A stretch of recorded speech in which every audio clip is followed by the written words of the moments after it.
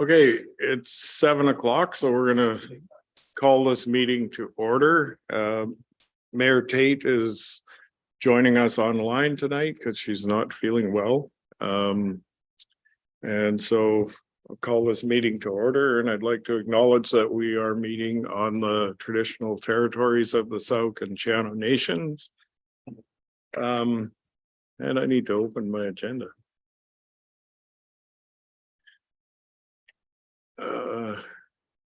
So first up is approval of the agenda. Can I have a motion?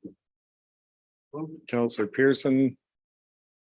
Seconded by Beddoes. Okay. Public and statutory hearing. Oh, sorry. All in favor? It's unanimous. The mayor is in a little tiny box on my screen, so. Okay, so public hearing. I have to read this. Carolyn? No, this is not an actual public hearing. This is just for public input. Okay. So public input to follow each item. So we got the 2022 annual report and a staff presentation. So over to staff. Thank you, Deputy Mayor. I don't have a formal presentation to go along with this report. The report highlights the district's accomplishments over the 2022 year-end annual report here.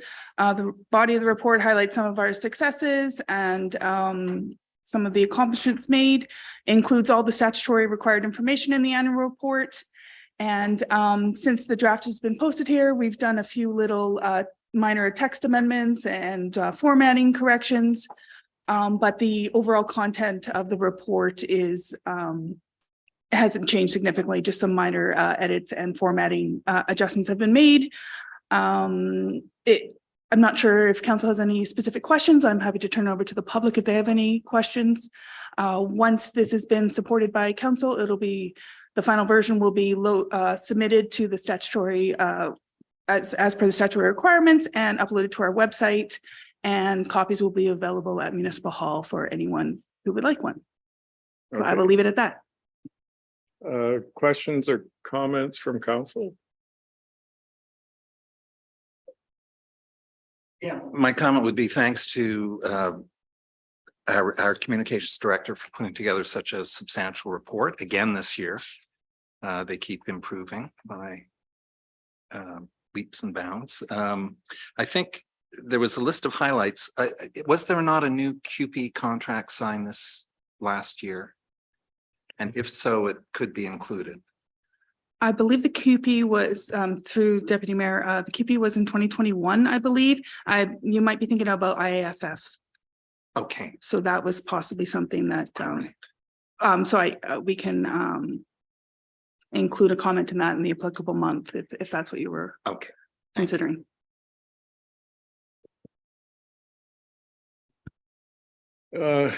Members of the public, does anyone have anything to add on the annual report? It's not looking that way. Okay. So the motion is that council receive the District of Sauk 2022 annual report. So moved. All in favor? Unanimous, I think. Okay, so next up is report of the Chief Administrative Officer. Thank you, Deputy Mayor. I will just highlight a few things included in my report. Putting back on my Director of Finance hat, I will say this is crunch time for property tax season, and property taxes being due July 4th. As usual, the district will remain open late at night this Tuesday and Thursday, open till 8 p.m. for any residents that would like to come in and pay in person. During that time, staff will be here to assist them. Friendly reminder to file your homeowners grants online. Any deferments need to be processed online. Any payments need to be received by the district by July 4th in order to be considered to be received on time. sending a payment through your bank on July 4th means it will come late and a 10% penalty will be assessed. Staff at the front are happy and available with any support or help anybody needs when it comes to that. So yes, just a friendly reminder to please get your taxes paid on time. Pivoting to that just before the due date would be Canada Day, of course, back at the Souk Flats, running from 11 till 6 p.m. with family-friendly activities and local vendors. There will be a shuttle bus available from Edward Milne to Sea Park to the flats throughout the day. The broom drop-off is officially closed for the season. Staff are looking forward to taking some lessons learned and seeing how we can enhance this program for future years. On the HR front, we are recruiting for numerous positions and encourage anybody who knows of any qualified people to submit their application to the district. We've got a lot of positions at many different levels with many different skill sets we're looking for. So reach out to your friends and encourage anyone to apply for any of our current openings. Wanted to touch on June 21st as a takeaway from the Huggett report on to deal with underlying bullying and harassment potentially. Staff on June 21st participated in 2 different session options were available called Enhancing Personal Resiliency and Mental Wellness. The sessions focused on resilience in times of stress, uncertainty, burnout, and exhaustion. Were very well attended by staff and a couple members of council as well. And that will be the first session that dealt with more from an individual perspective. The next session will occur in the fall, which will be more centered around psychologically safe workplace environments. Touched on that. Climate Action Grant funding stream is closing June 30th. We've gotten a few applications so far and encouraging anyone else with applicable programs or options to submit their application prior to the deadline of June 30th. Reminder, those submissions will be vetted by staff and recommendations for funding will be brought forward to council at the July 24th council meeting.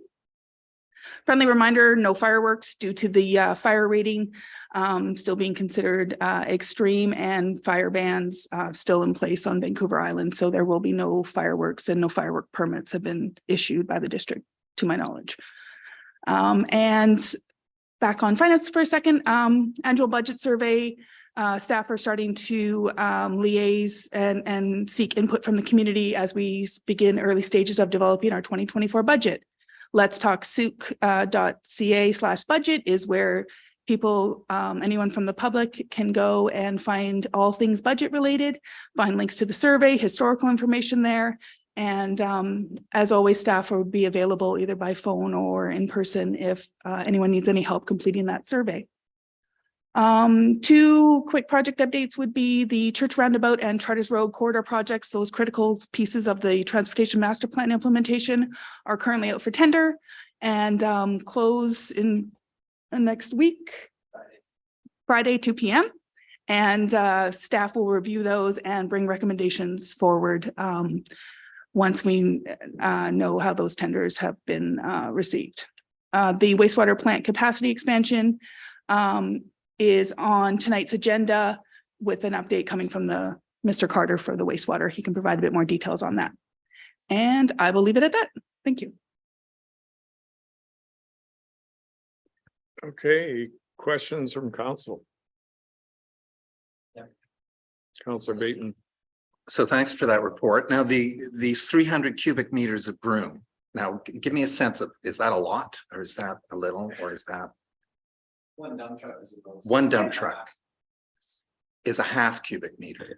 One dump truck is about 6 to 8 cubic meters. Oh, okay.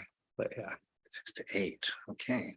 My understanding was it's a substantial increase over prior Yeah. years. So 50 dump trucks approximately. but with it all compact Yeah. in there, you'd probably fit 3 times that in a dump truck. Right. Okay. Very significant. So do you have a sense of how many households took advantage of this?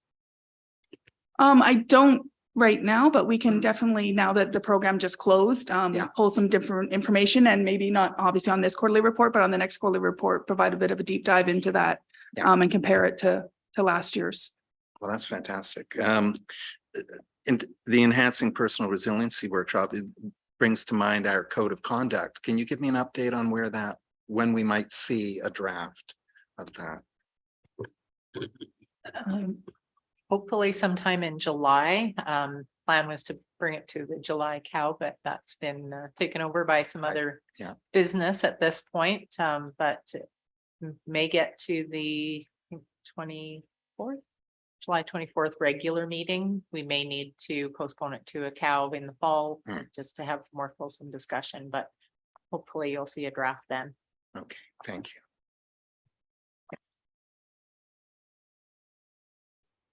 Anyone else?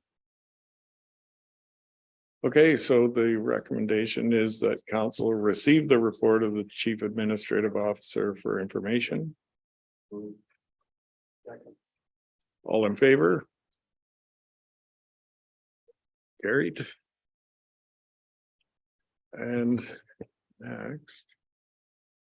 next up is public question and comment period. So any questions and comments from the public on anything on tonight's agenda?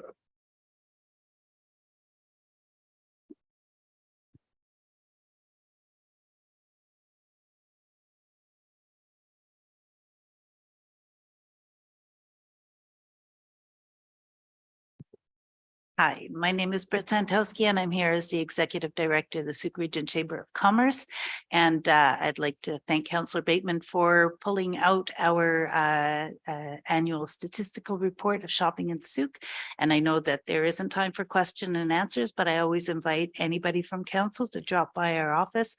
We're open Monday, Tuesday, Thursday, and Friday from 8 a.m. until 2 p.m.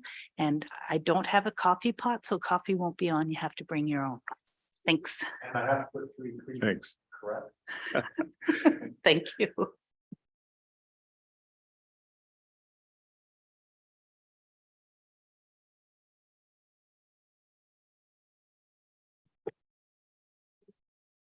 Hello, Steve Unger, 6698 Helgeson Road. Municipalities are obligated under the Local Government Act to protect local environment and common spaces.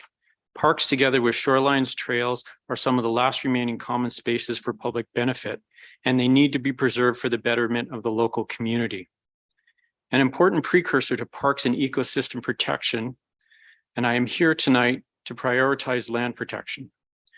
Urgently, we need park and land protection in the form of tree protection bylaws, land protection development permit areas. Trees are an integral part of the common spaces.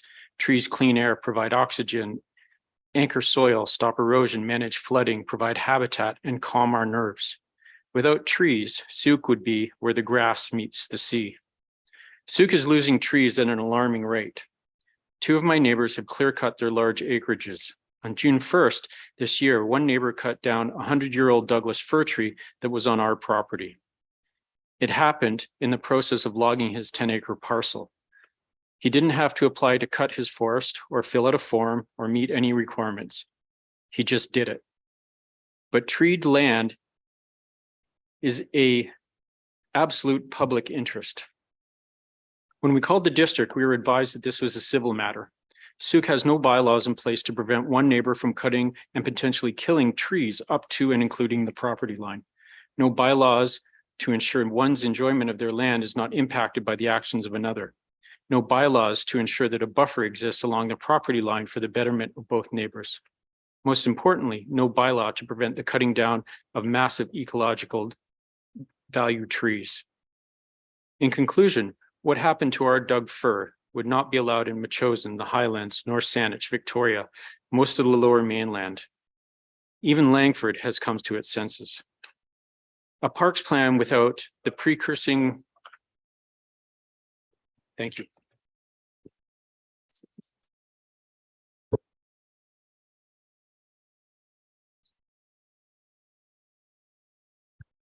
Anyone else?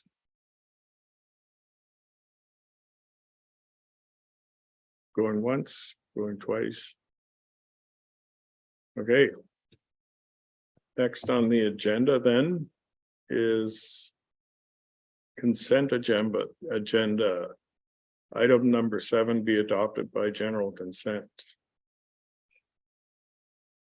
Second, moved by Bateman, seconded by Pearson, or did you want to speak to it? So the one letter, and I'm not sure of the number, it was about the accessibility grant. Could I have that pulled for next meeting? It's eligible projects for the 25K grant.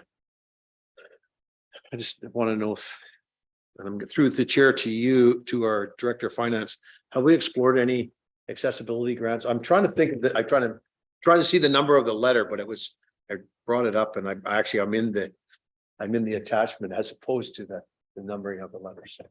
Through your worship, I don't know about the current grant stream, but we've definitely in the past, I want to say 2019, we received an accessibility grant through the Rick Hansen Foundation and did improvements to Municipal Hall as well as downstairs for hearing impaired and the I don't remember the name of the technology, but had certain technology installed up in council chambers as well as downstairs. So we have access.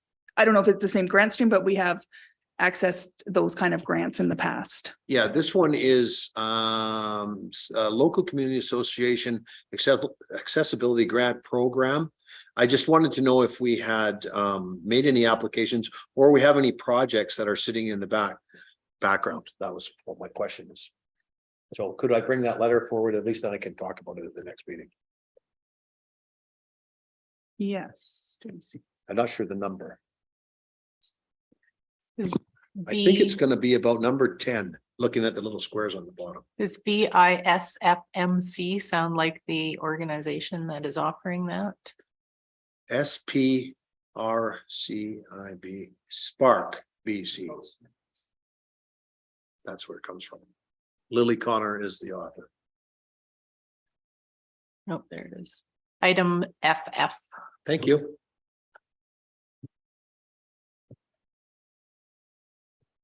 Councillor Bateman. Yeah, I'd like to pull item 00 or 00. Available land for Soup Community Garden for discussion next time. And also we received some substantial letters following last Monday's Committee of the Whole, and I'm hoping they can be included with our agenda on July 10th when the staff report is received. So those items are QQ, RR, SS, and XX. From Susan Belford, William Wallace, Bev Berger, and Marilyn Erickson. Can I just clarify, there are more items regarding the OCP on that list? Did you only want the ones you identified or all of them? We get to number KK from Mr. Thornton, that was included on the supplemental agenda. Okay, thank you.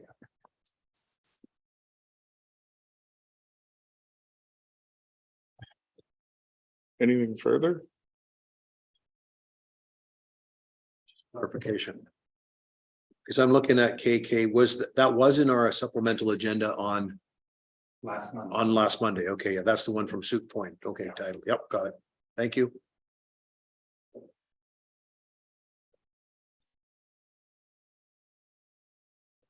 Are we good?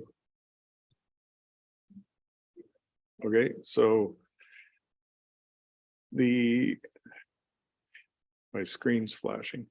That the correspondence from June 7th through June 20th, 2023 be received and filed accordingly.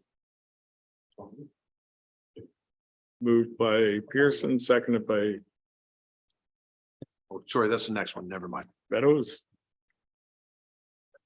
All in favor? That's unanimous. Okay, next up is reports. Parks and Environmental Services Operations Quarterly Report, January to June 2023.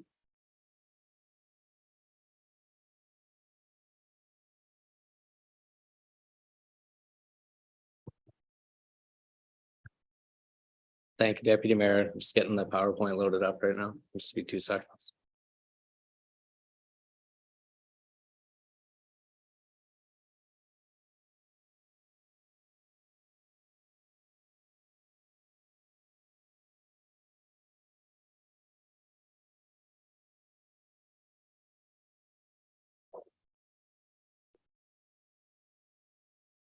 Perfect. So through Deputy Mayor to Council, it's Parks Environmental Service as well as Facilities quarterly update. This covers from January through to June 1st, so almost both first and second quarter. Start off with some of the quarterly highlights. Staff have initiated the final design and trying to work towards tender going into the fall this year for Ravens Ridge Park. So that's a sports box landscaping project. Finalize the conceptual design. We're meeting with consultants next week with Ms. Boquist, and we're going to be coming up with a plan to initiate the design through summer and anticipating tendering that job out in the fall this year. We've initiated construction. The procurement's been finalized for the memorial wall at Quimper Park. The contract has been awarded to 4M and Souk. Right now, we're just pending archaeological permitting. We're anticipating the permit sometime over the next 2 weeks, and then construction will commence following the permit being in place. Consultation's been conducted with Sauk Nation as well as the land guardians. Following construction of the primary wall, stonemason work will be sourced out, and Ms. Boquist will be working with them to complete the bench aspect of the wall, as well as doing some of the carpentry work in-house with our facility leads. We've also, now that the project, we're trying to push forward the design for Little River pedestrian crossing in anticipation of receiving a grant to fund the majority of this project. We're looking at advancing this design and trying to refine the costs a little bit going in through the summer and into fall. We do have a site meeting tomorrow morning to walk it with surveyors just to optimize the alignment of the job. Hoping to advance the design through summer, and if successful with the grant opportunity, we'll look at tendering this job out in late fall, early winter, if the design can be finalized by that time. Cenotaph Park. So right now, currently our facility lead is working at the Cenotaph Park. He's working on the fence replacement. He'll be in progress with that this week, as well as the majority of next week. Some more of the highlights. Where are we here? Some highlights. So district park staff have hosted an event with EMCS for Eco Academy classes at Billing Spit. There's 3 sessions conducted with approximately 60 students, and it was mostly pertaining to education around invasive species. Parks Environmental Services assisted with engineering when we got into some of the initial clearing on Charters Corridor. They supported it from an environmental perspective, including doing some of the bird surveys and then working with our biologists to monitor the works as they were in progress of clearing some of the trees. All the wood, primarily amount of it with firewood, was donated to Sauk Nation. In terms of contributing to development referrals and building permit processes, there was approximately 27 development and building permit referrals and re-referrals completed by Parks Environmental Services to date this year.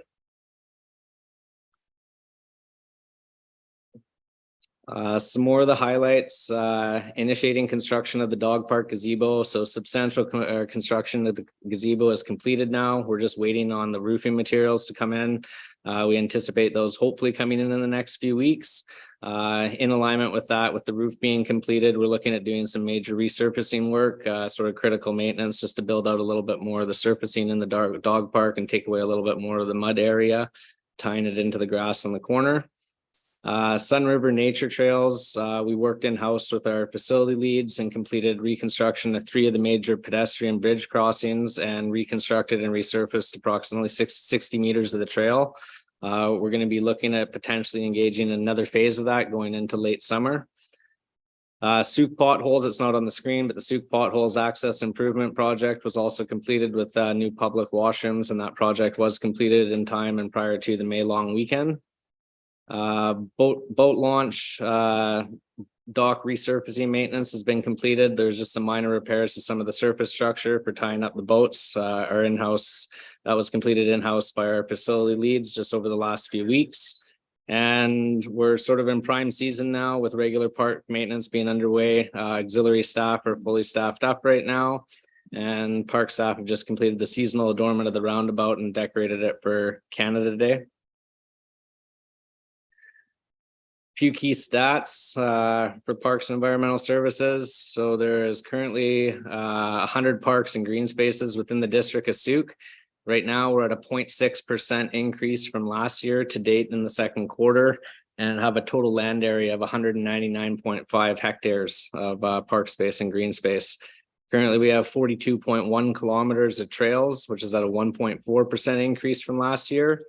Calls for service have been about 70. Primary calls for service are pertaining to hazard tree complaints. Last year's total for calls for service was 238 in comparison, but we're just getting into the primary time of the season for parks, so we expect that to start going up substantially through the course of the year. Volunteer hours for park staff has been about 240. Volunteer hours have been delivered primarily by our Parks Environmental Service Coordinator, Ms. Boquist. And it was primarily related to the EMCS Eco Academy training for invasive species, as well as working with the Juan de Fuca Trails and Earth Day.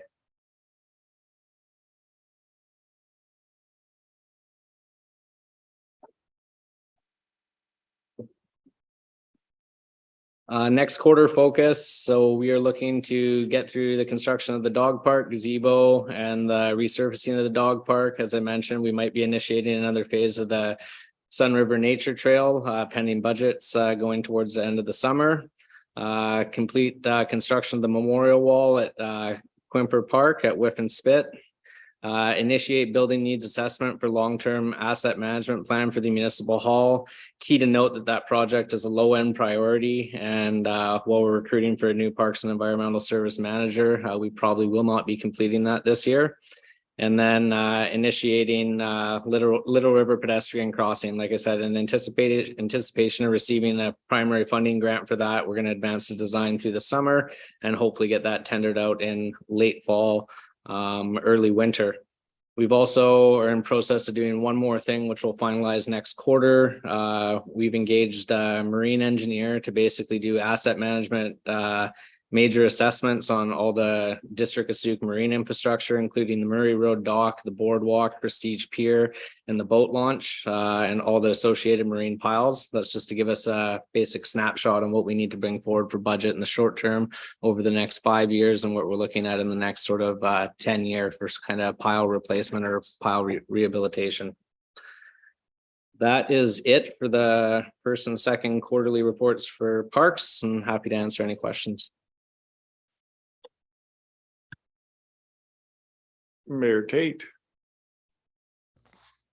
Thank you. I don't have any questions. I just wanted to express my thanks to park staff just for their innovation and just the work that they're doing. Ever since we brought this service in-house, it's provided very important intel to what's happening in our community and what's in our green spaces. And that broom, I would be curious just to see over time, just year by year with the broom bashing, what that looks like. Eventually we want to see it decline, which means the broom has been eradicated, and but obviously that's sometimes away. And just the increase in knowledge of the invasives is also helping. There has been a request for other invasives to also be addressed. So are you able to comment at all on what might be planned for some of the others, or are we just at capacity managing the broom right now? We're pretty much at capacity. I'd have to consult with Ms. Boquist and then report back. Okay, I know there's some work happening with the knotweed, so maybe the next quarterly update is maybe just if we've made any headway there on the knotweed. And then also, I was asked about ivy yesterday, as well as some of the poison hemlock has come up from time to time. So, you know, there's nothing urgent. It's just, I think over time, if we find a way to report out on these things, it'll just help inform our residents that we're doing our best with what we have. So thank you. I'll also just share, when I was on the rodenticide working group, Sauk was highlighted because of the really proactive ways of dealing with rodents in a way that's respectful of and recognizing the impact of secondary poisoning. Sorry, my head is just, I'm not under the weather, obviously, but just the impact it's had on the owl population. So just again, kudos to our staff for the work they're doing and being mindful of the habitat that surrounds us. So thanks very much. Councillor Pearson. Yes, thank you for the report. Mr. Carter. Just like to add my thanks to the people that we see out in Souk and the roundabout decorating, for Canada Day as an example. They're always a cheery bunch, and they're the interface between the District of Souk and the community a lot of times. Very positive group. So on behalf of myself personally, thank them for the good work that they do out there, because they are ambassadors of goodwill. So thank you. Agreed. Councillor Bateman. Yeah, and when they're out there doing their xeriscaping along the boulevards and things, yeah, very cheery bunch. I have a question around this long spit or whiff and spit environmental study. The RFP was awarded, I think, last summer. What's the status on it? Through Deputy Mayor to Councillor Bateman. So the RFP was awarded. It's awarded to KWL. They've completed a preliminary draft of the report that is sort of pending right now for a thorough review with staff, myself, the new manager once hired with Parks and Environmental Service, and then we're hoping to report back later in the fall, early winter, with council with some options from that report. And can you give us a quick summary of what that's? So I believe the report, I've had a quick look at it, and it looks at sort of, I think, 3 potential options for sort of long-term either protection of the spit. So there are probably a few options to look at to choose from there, from doing nothing to doing stuff substantial, very expensive undertaking, depending on how far council wants to go and what direction they'd like to go with that, as well as some reconfiguration options for the parking lot to increase the capacity a little bit, just going up to Whiff and Spit Road there. Second question, you mentioned this 70 calls for service for hazard trees. So how these are trees on public property? They can be trees on public property, private property, really depends. And then basically reports come into Ms. Buquist. She will go look at them. If it's private property, usually onus goes on to the homeowner. If it's on public property, if we deem they're a hazard, we'll get an arborist to look at them. If they need to come out, we'll have them taken out, or if they're not deemed to be a hazard, they'll be left in. But it's not all the calls, just a good chunk of the 70 calls, I think, were related to some hazard tree concerns. Referring to what our public comment had to say tonight in terms of the development of that particular property, does the district oversee land clearances of that kind in any way, shape, or form? No, the district would not oversee anything on private property. I'm curious, in the annual report, I saw a line item regarding an urban tree inventory that was conducted last year. What's the status of that, or will we see a report on that? I'd have to consult with Ms. Buquist on that to see where she got with that and get some more details on it to report back. But I do not have any information on that at this time. Right. And likely the same on the tree management strategy and where we stand with that. Yeah, the tree management strategy, I believe it has been tabled with council, and staff would wait to sort of see council's strategic direction and get your priorities on where to go with either an educational tree strategy or to move forward with any other aspects of that.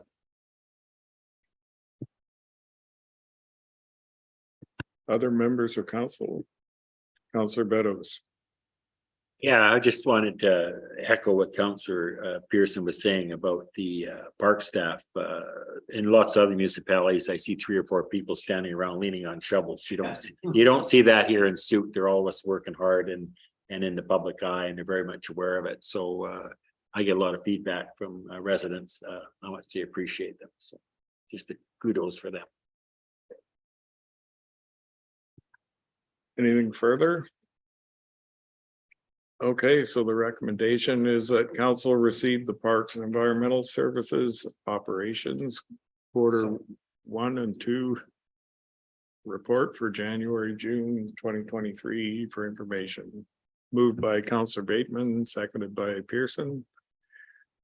All right, all in favor? It's unanimous.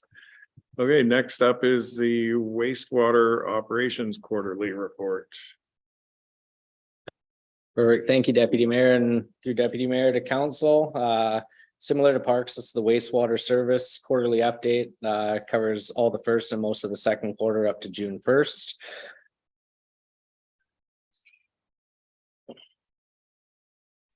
So some of the quarterly highlights, one of the major undertakings we did this year was the Helgeson and French Road North main sealing. This is one of the largest areas identified through the flow monitoring we put in place for inflow and infiltration in the district system.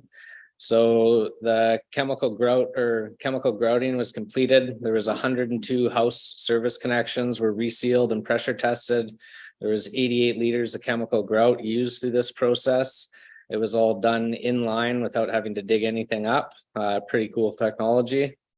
Helgeson catchment, like I said, it's been noted as one of the main contributors to INI, and hopefully with the reduced infiltration, we'll probably reduce in the wet weather flow season up to 1 million liters a day, which is a pretty substantial feat for us.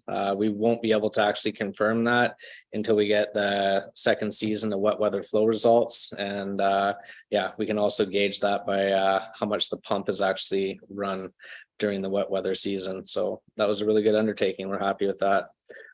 We've also done Helgeson lift station repairs. So in 2006, the Helgeson lift station was put in. It has 2 pumps that operate. One works as a backup, and they can actually be run alternatively just to sort of prolong the life of the pumps. The second pump has never been operational since it was installed. It was all misaligned. So wastewater staff have gone down and they reconfigured the whole alignment of the pump going in there. So now both pumps are operational. Another good undertaking. Construction of the wastewater treatment plant. So that's been going on for several months now. It's a $4.5 million upgrade to our plant. The last pour was scheduled for today. Everything went well on that. That's the final pour that brings the concrete up to the top of the SBRs, as well as the slab for the chemical room that's going to be sitting on top. Soft start upgrades. So West Coast Road, Helgeson, Suk Road lift station all had their soft starters replaced for better protection during electrical outages. Currently, they're unable to detect phase losses and won't transfer over to backup power remotely. And hopefully we have taken care of all those issues. It's another good undertaking by wastewater staff. Some more of the quarterly highlights. So centrifuge service and electrical upgrades. The new centrifuge that was installed 2 years ago, and that's for dewatering most of the biosolids that are produced out of the plant, had a main drive bearing that failed. It was replaced by district staff as well as Alpha Laval technicians. No cost to the district. It was currently under warranty.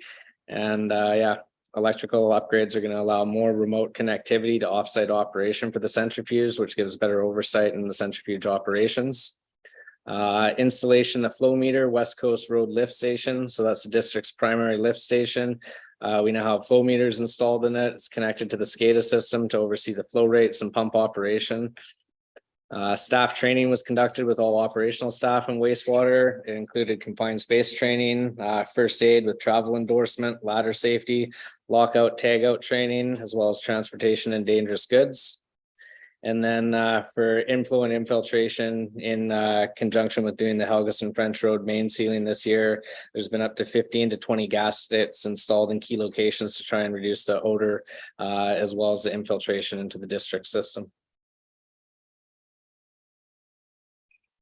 Next quarter focus. So PCC in the picture there, that is a drum thickener. So it's used to pre-thicken the sludge before it goes into the centrifuge. It will substantially help with the issue we experienced this year with the bearing failure. Just contributes to more efficient biosolid production. So we're planning on tendering the second piece of the wastewater treatment plant expansion as a force road or a force main that takes the pressure off the Maple South easement, and that is anticipated to be tendered out near the end of July, beginning of August, and it'll have substantial completion in 2024. This will go from the Maple South lift station all the way down to the wastewater treatment plant along Highway 14. beginning electrical and mechanical equipment installations at the wastewater treatment plant. Like I said, the concrete pour, last one has now been completed. So they're moving on to some of the components to be installed, as well as electrical and computer control systems. Aeration bladder replacement for the SBRs. It's to be completed through July and August this year, depending on the inflow volume we're experiencing. We try and do it in the least amount of flows. And wastewater model that we currently had updated in 2020 with Stantec. Engineering is working with Stantec and wastewater staff to update our model and to put in some better projections and updated data from all the flow monitoring we've been incorporating into the district system.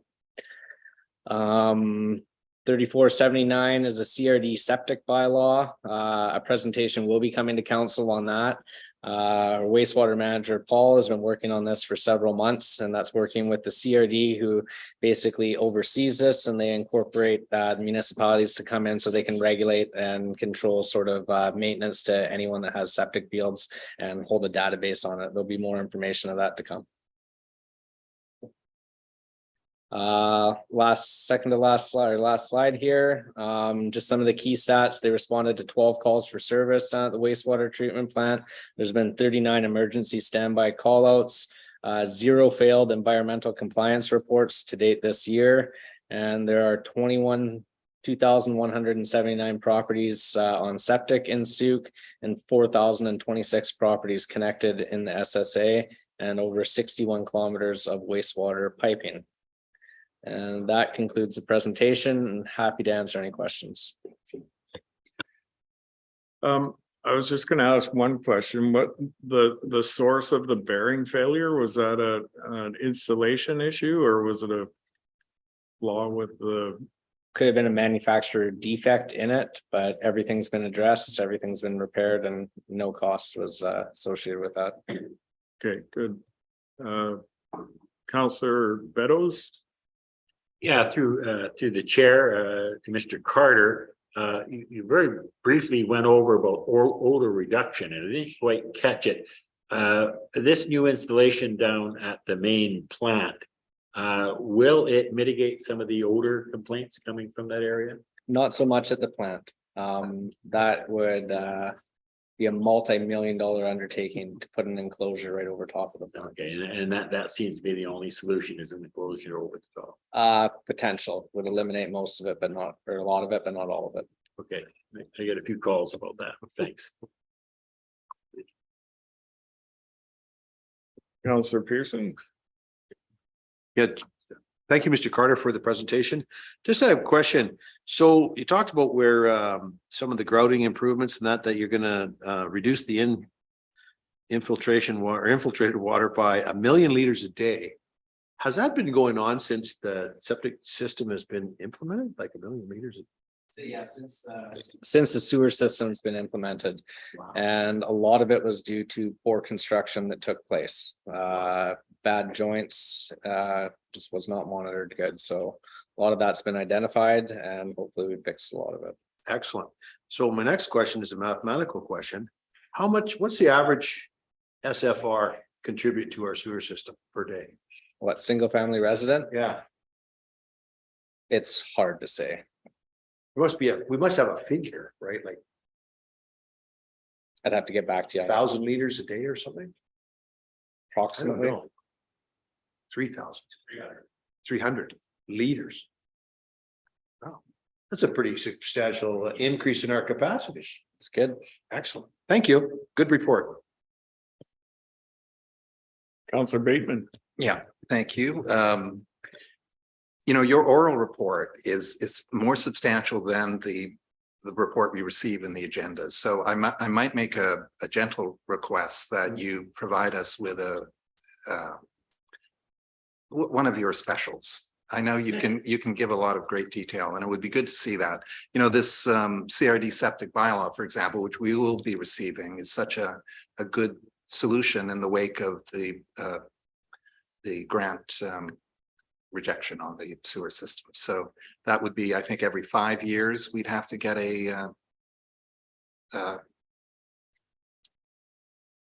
what is it? CRD will come by, and we need to have an inspection every 5 years. I guess, yeah. And thanks for not using the poop emoji in your key stats. So I could actually work with Mr. Bohemian, just reporting for him because he's away today, but we could put together a more wholesome update on the next presentation. And a lot of the speaking notes that I put in here, I can have him incorporate a lot of that stuff into the report. And we'll have a more wholesome report at the next update, which will include some of the highlights I spoke to today, if that works. Anything else? Mayor Tate. Thank you, Deputy Mayor. Thank you for the report, Mr. Carter and staff, and for all the work you're doing. I just have two questions. Can you just explain briefly? I think you said something about a soft charger or something that's been fixed. Can you maybe just explain? I think I know what that is, but just want to be sure I know what it is. And the second piece is, once upon a time, the outflow was, I guess a dive company did an inspection and would sort of show that inspection. And I actually found it on YouTube a couple of times. And it was interesting to see just the cleanup that has occurred in the marine environment. Are you aware, or can you share if that happens? Like when that's scheduled to happen, and if it does, is there a way to capture some of the images? Yeah, no, I'll connect with Mr. Bohemian, the wastewater manager. I know we're going through an update to our operational certificate, and a lot of the environmental compliance aspects of that might have them do an inspection on the outfall. And if they haven't already done it, I will see if we can retain some pictures from the next one that's scheduled. Answer to your first question. So a soft start is basically like an electrical piece on a pump that has less impact on the system when pumps start up from a dead stop. So basically it slowly starts up a pump, to put it simply, as opposed to turning it right on at full capacity. The actual definition of a soft starter is a device used with AC electrical motors to temporarily reduce the load and torque of the powertrain of the pump and electrical current surge of the motor during startup.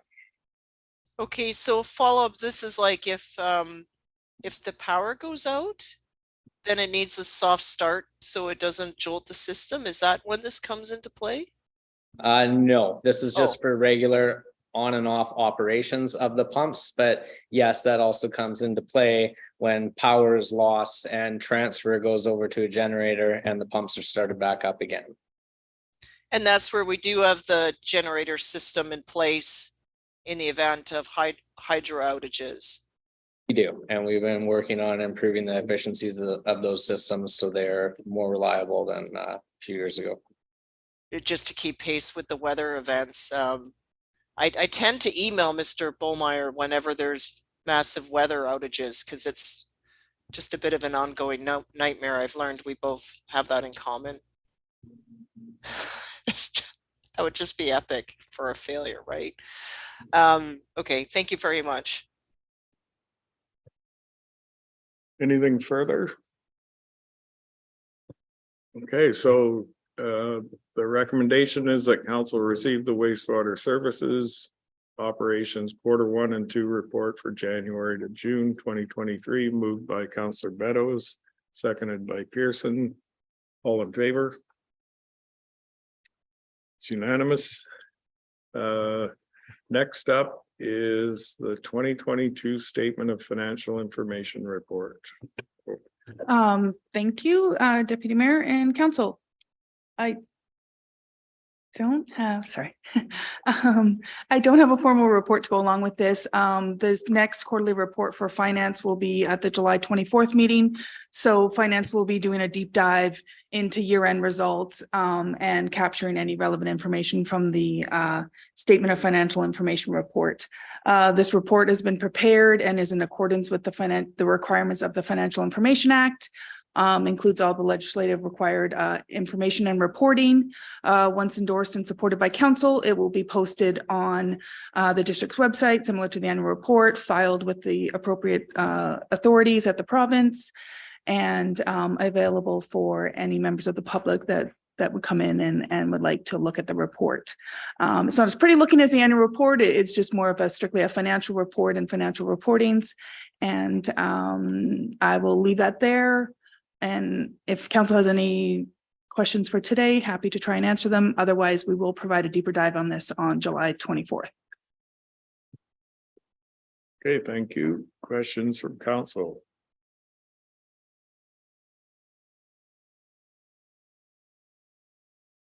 Seeing none, recommendation is that the report from the Director of Financial Services regarding the 2022 Statement of Financial Information Report be received, and that the District of Sauk 2022 Statement of Financial Information be approved for submission to the Ministry of Municipal Affairs and Housing, and that the Mayor and Director of Finance be authorized to sign the Statement of Financial Information approval form.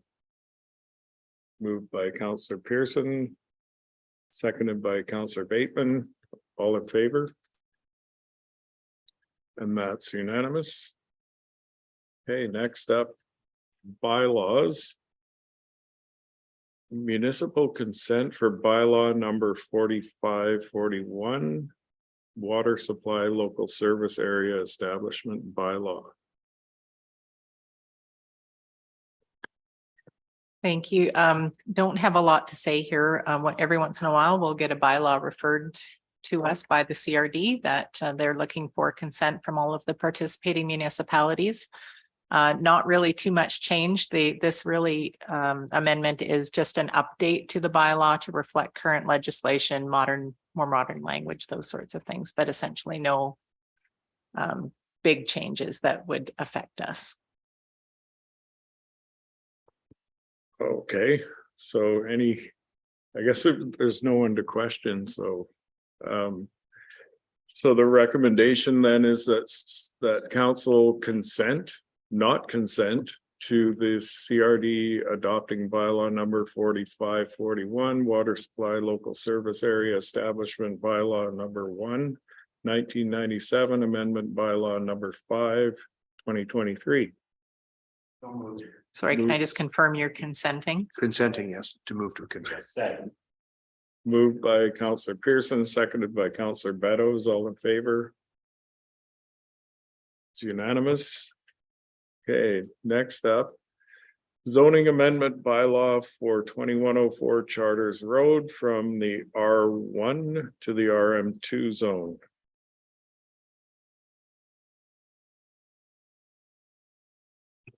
Thank you.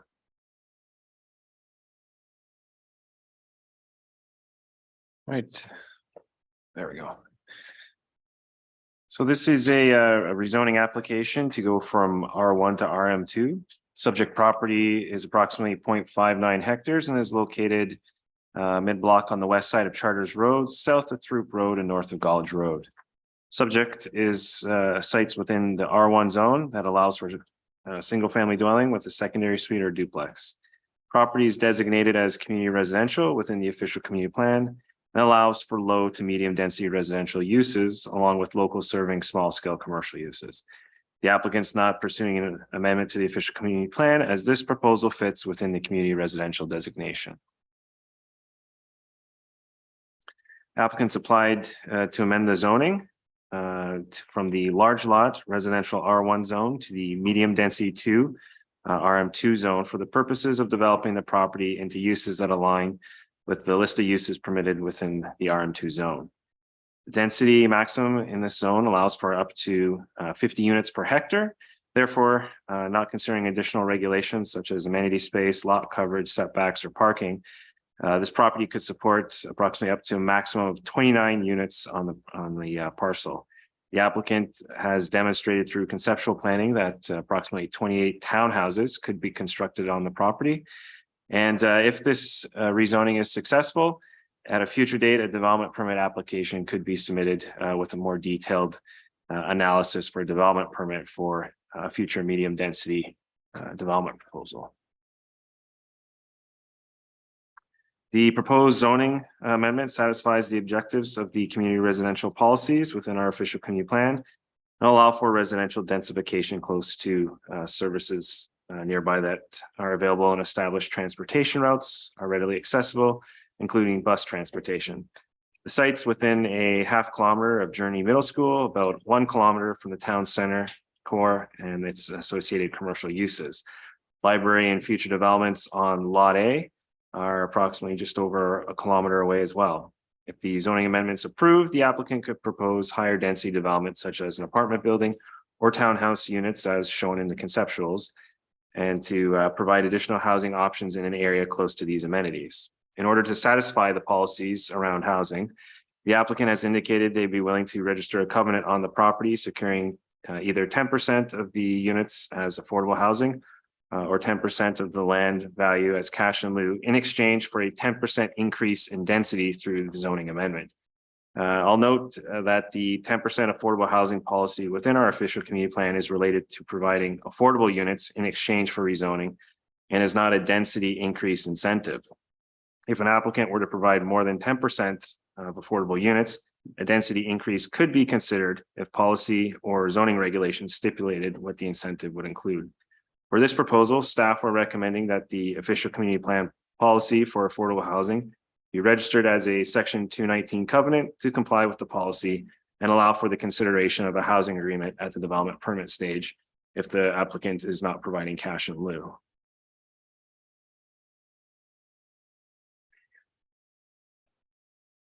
Early site visits and district of staff photography confirm that trees that were located along the northern site boundary that have been removed. Due to the grade and location of Throop Stream, staff are recommending a sediment and erosion control plan with an environmental assessment to be submitted to satisfy the policy shown here on the screen. The environmental assessment will be required as part of a development permit submission and should include recommended remediation plans to mitigate the impacts of vegetation removal we'll have on the development, along with a list of recommended native species for plants. In addition, environmental management best practices apply and will include tree protection measures for trees adjacent to the subject property. Staff recommend that the following conditions be detailed within a section 219 covenant to be registered with the property prior to adoption of this bylaw. These requirements are a result of recommendations from other district departments, as well as items secured to ensure the future development meets the objectives of the official community plan. Following successful rezoning, the applicant may make a development permit application to the district, which may be issued by the Director of Planning and Development in accordance with the development permit delegation bylaw. So with that, staff are recommending first and second reading to the zoning bylaw amendment to rezone the property from R1 to RM2 and to schedule a public hearing in accordance with the Local Government Act and to enter into a section 219 covenant to address affordable housing, road dedication and the required frontage improvements, a detailed rainwater management plan, sediment and erosion control plan, and tree protection plan, and to address 10% of the proposed units to be designed to accommodate future accessibility needs. With that, that concludes my portion of the presentation, and I'll note that the applicant is in attendance tonight as well. Thank you. Questions from council? Councillor Pearson?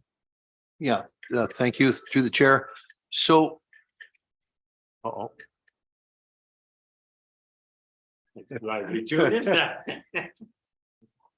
Yes, okay. Good timing.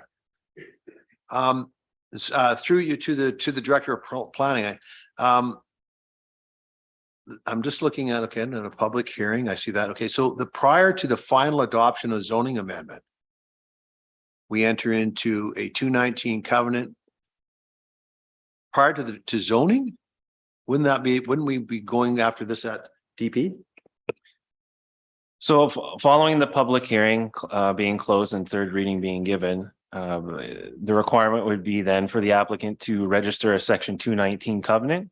Once confirmation is provided to staff that that covenant has been registered, we can proceed with coming back for final adoption of the bylaw.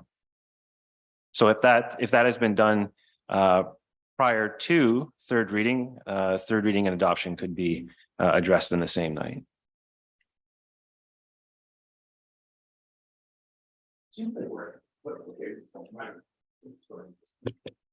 I know the applicant's here tonight. Are you? Can I ask the applicant questions right now? Sure. I was gonna ask you this kind of. Just, that seems a little bit out of order for me. I don't know why. Hello, Herb Haldane, Souk.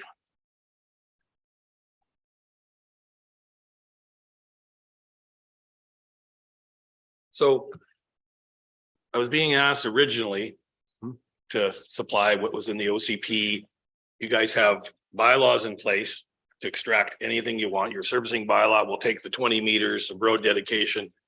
You have environmental placed within the OCP, the existing one that we have right now.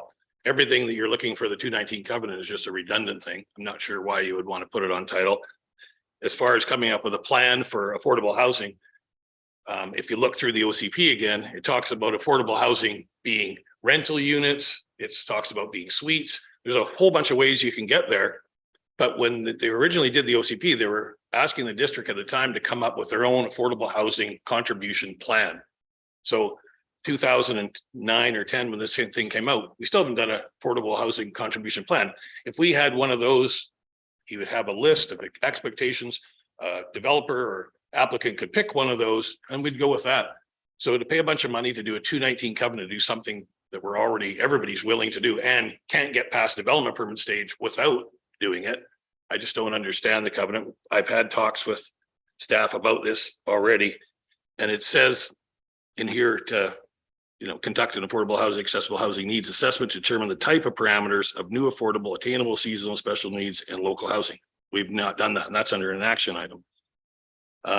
It also talks about flexibility. Consider allowing developers. Yeah. Has your question been answered or? Oh, yeah, no, so, yeah, sorry, and no, my question, going back to the developer, is that I'm kind of confused by this affordable housing component. No less than 10% of the proposed units will be designed to accommodate future accessibility needs. But the 10% of the proposed units as affordable housing or cash in lieu of the 10% of the assessed land value at the time of contribution. So that to me, and I'm just going to ask you the question, sorry, this seems, okay, the road I get, all the stuff, but I'm having trouble with this proposed affordable piece. Like, I'm not understanding what we're asking for here. Well, I can't find the 10% assessed land value part anywhere. And if you think about it, when this property does get rezoned, and it's been in this guy's family since 1947. So you have a piece of property that could be worth as much as $2, maybe $3 million, and you want 10% of that to go to the district. So you're looking for $200,000 or $300,000. I mean, that seems a little bit onerous in itself. We've never extracted that before. If you've got any of it on record anywhere, I'd love to hear about it or see it. Okay, so and now my question is for staff. It says through to the director of planning, it says here 10% of the assessed land value at the time of contribution. Can you explain that to me? What contribution means at the time of contribution? Where's that? Where's the line in the sand? So by entering into a section 219 covenant, it provides the applicant with the benefit, as we've experienced in the past, that if it just says 10% affordable units, and they're not willing to design that for whatever reason, a cash in lieu option, which is provided through policy, can be provided. So the 10% for assessed land value has been utilized as a cash in lieu mechanism on previous applications, which I've shared with the applicant on past occasion. And so rewriting those two flexibility pieces, either built physical units being affordable and going through a housing agreement, or cash in lieu. Typically, the uptake has been cash in lieu in the past. It allows a developer to say, we'll pay the assessed value and move on and continue on with our development for a market rate development proposal. Okay. And that's at the development permit stage. Okay, and I'm getting there. So then you're proposing the assessed land value by our role right now prior to any application. Is that what I understand? 10% at the time that they come in with their development proposal, because at that time they would either be entering into a housing agreement or they'd be paying the the cash in lieu component. And we would know at that time. So is it, so to answer the question, is it specifically to our tax roll? So I don't want to speculate. Are we inflating that based on development proposal or the actual tax roll? It's based on the assessed value, so BC assessments. Okay, thank you. Councillor Bateman? Yeah, I have a number of questions, but I'll just start with that. I did look it up. $1.307 million is the value of the property. 10% would be $130,000, 28 townhouses at $4,668 per unit. And I believe that's in keeping with the current, is that correct? I'll just clarify that it's based on assessed land value. So what we'd be looking at is without those improvements.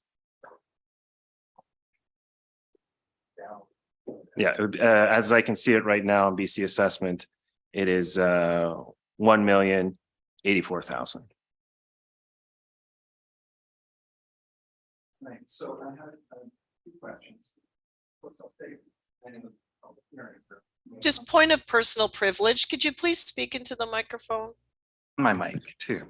Okay. So first question, once this rezoning is complete, council will no longer see this file unless it comes back to us with a variance on the development permit. Is that correct? That is correct. If the applicant through the development permit process can meet all of the zoning regulations, as long as at that time, the delegated bylaw still stands as it is currently, the Director of Planning and Development can issue that permit. Right. So we would be making our decision based on this conceptual drawing. Is that concept site layout? Is that pretty much 100% what we'd be seeing here? Or as you say, there's a chance to increase density significantly? That conceptual is just to provide council with an understanding of how an increase of density could be accommodated on that site. If this property weren't to be developed for a time after the zoning bylaw is reviewed and there's changes to those zoning regulations, we could see a completely different conceptual based on density, allowable uses, setbacks, the like. That's just showing that based on today's requirements for zoning in the RM2, this is what potentially could be accommodated. Okay, so through you to our applicant, is this in fact what you intend to build? Well, originally I was dealing with Kasia when we first did the application. She asked me to get some sort of a design because councils of the day were looking to see what the density looked like on any rezone property. So we hired West Coast Design. They came up with a big formal letter and I sent it all in later because it wasn't in the original package. And it just shows that there's development expectations in the OCP that weren't addressed with those drawings. That just shows you roughly what the townhouse project would look like with parking, try to cover the amenity. And we had a engineering company come in and do a water serviceability, sewer serviceability, do all the things that were expected in the application originally. Okay. So through you to Mr. Paulo, secondary suites are allowed in all these units as well. Is that correct? as in all of these. Secondary suites would not be allowed as it stands right now within townhouse units. That change hasn't been provided for in the zoning bylaw, only in the BC building code. I'm curious, the development cost charges from this project, where would they be dedicated primarily? Would it be the Charters Road reconstruction? It's my understanding that when development cost charges are collected at the time of building permit stage, those go into the development cost charges fund. And then at a future time, those dollars could be spent on whatever project is deemed to be applicable.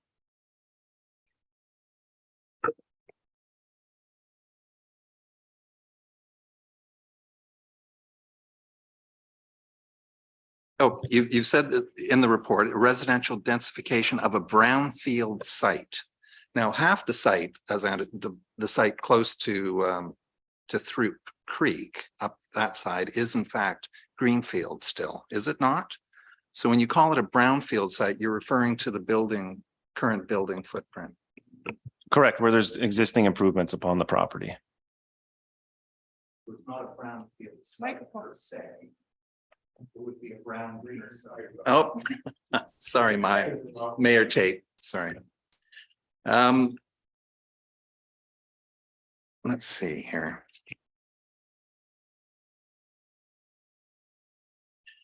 I'm curious around the referrals in the staff report here, we see it's a different format than what I'm accustomed to.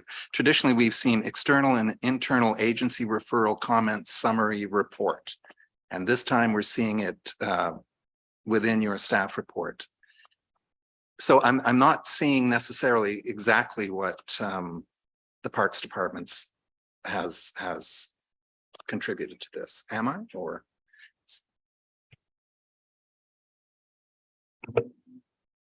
Just lost my page there. So one thing I'll note with this file, it has extended over a period of time.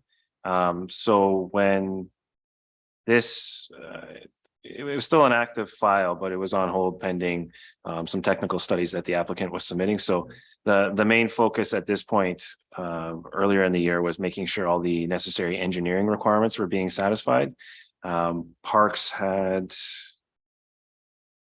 their comments. Just looking here. It's not critical. It's really just, you know, I've sort of learned over these years how to read one of these reports, and they keep changing, just subtly or substantially sometimes.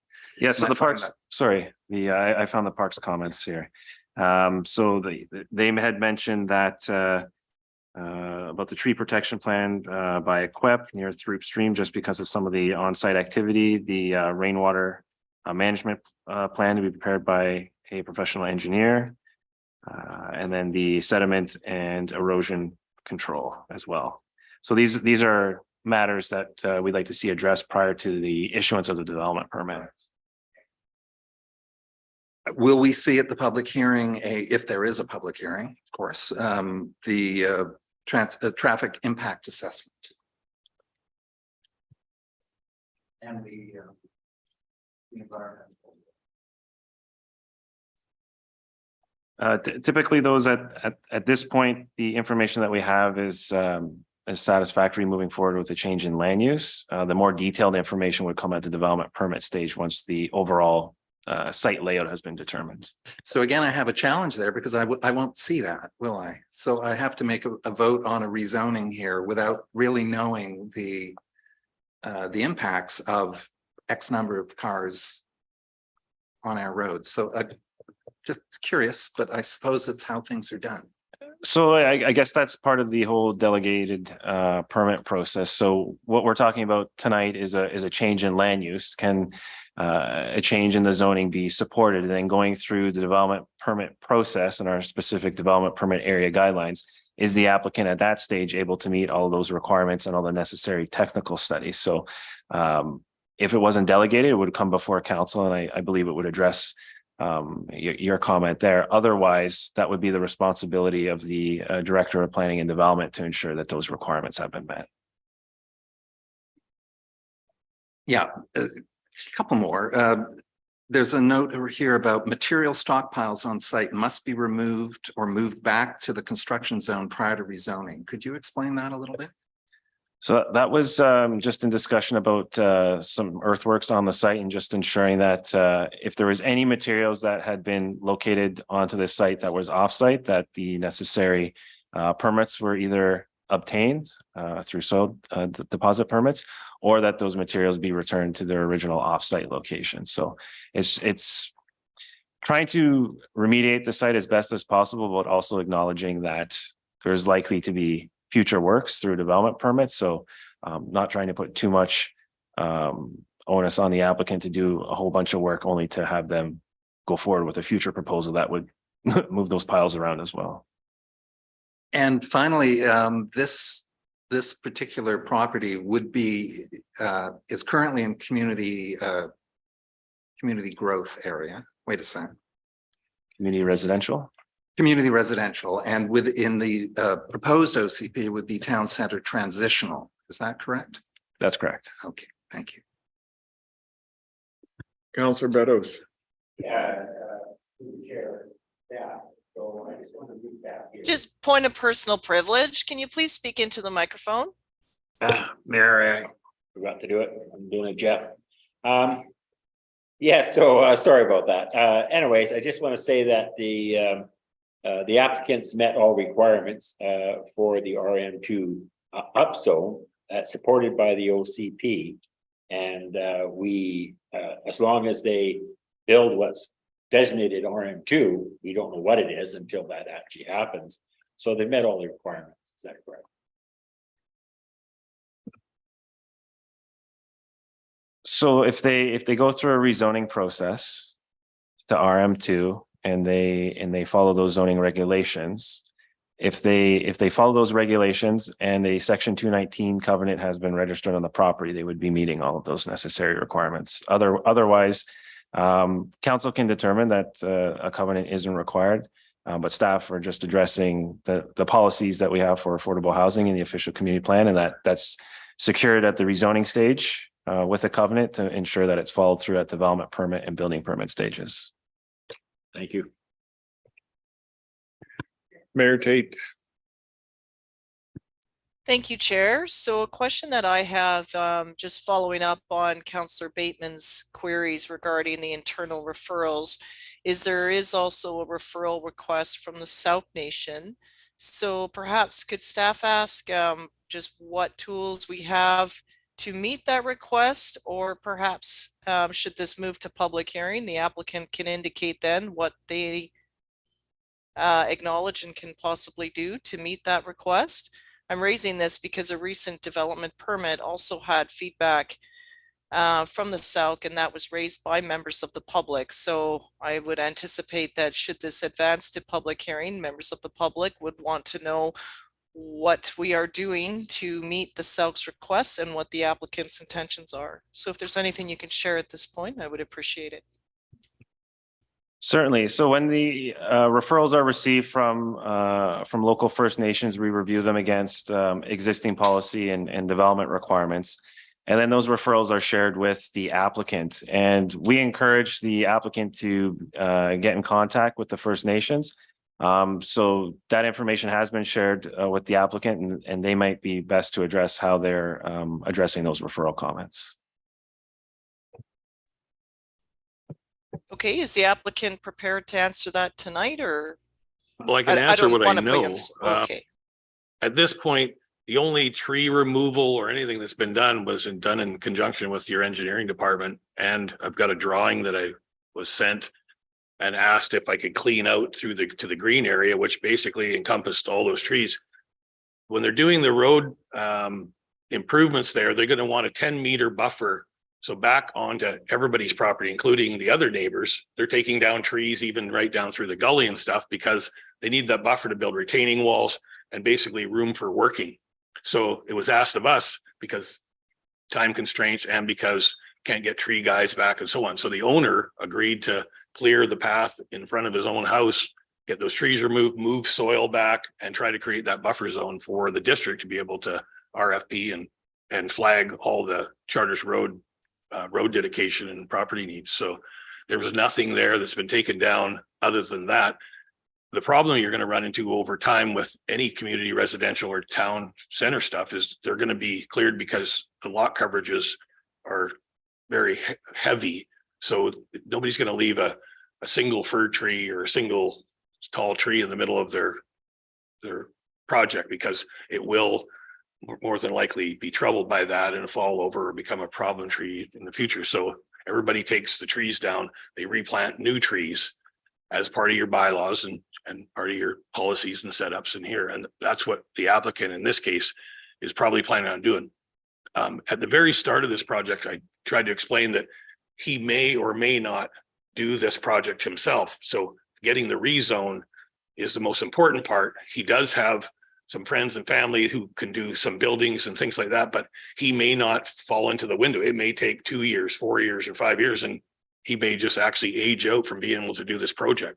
And that's why getting it zoned now is important, but everything takes so long and these times I don't know, he may end up selling the project to somebody else if he can't come up with the time or money or funds to do it. And that's why I worry about a 219 covenant that handcuffs you with something specific. Another development group might Okay, have. just thank you, but my question was more specifically around the referral from the SAUC, where they're asking that the proponent to complete an archaeological impact assessment because of a find in a recorded area that's close to the site. They provided some justification to that. And also asked and requested that their guardians be present. So that is specifically what I'm asking for. Well, I think that would be What done at the responses? stage for sure. In this case, if you don't get zoning, so if you think about the cost of it, he's already into this for about $65,000. He may not get zoning tonight. So he would have to eat those monies or whatever. So if we keep going on for more and more referrals that are usually done in a development permit phase, then he could incur costs that you can't recoup. He's willing to do whatever needs to be done once you get to the development permit phase, because then you know you have zoning. So you're actually working towards something that can actually happen. Right Okay, now, this is so just, then just given that there's no response to that, I just recommend that, you know, that should this pass, that there be either something in writing from the applicant so that there is a response to the SAUC's request. And that way we can address that when members of the public ask that answer, right? As opposed to me saying, okay, please go view the webcast on this date. And this is what the applicant is stated at that time. It gets a bit difficult and the public doesn't appreciate having to do that. So maybe just some documentation may be helpful when this advances, should it advance to public hearing. we'll make another attempt to go down. I went down there on Friday and I went down there today. Both days, nobody was there. Somebody had passed away last week, I think. So they had a whole bunch of stuff going on, traditional stuff that I don't know enough about, but I can't get a hold of anybody in their office right now. If I do, then I can find out, because I do know the archaeological guy that usually takes care of this stuff. But Okay, it just might be helpful to have something in writing should other members of the public raise it as they have in the past. Thank you.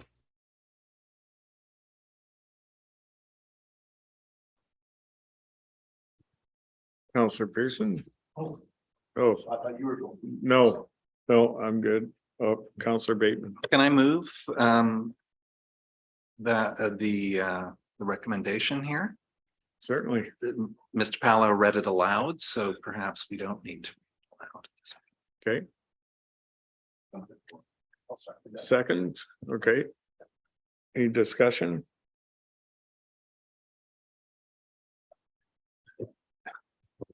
Yeah,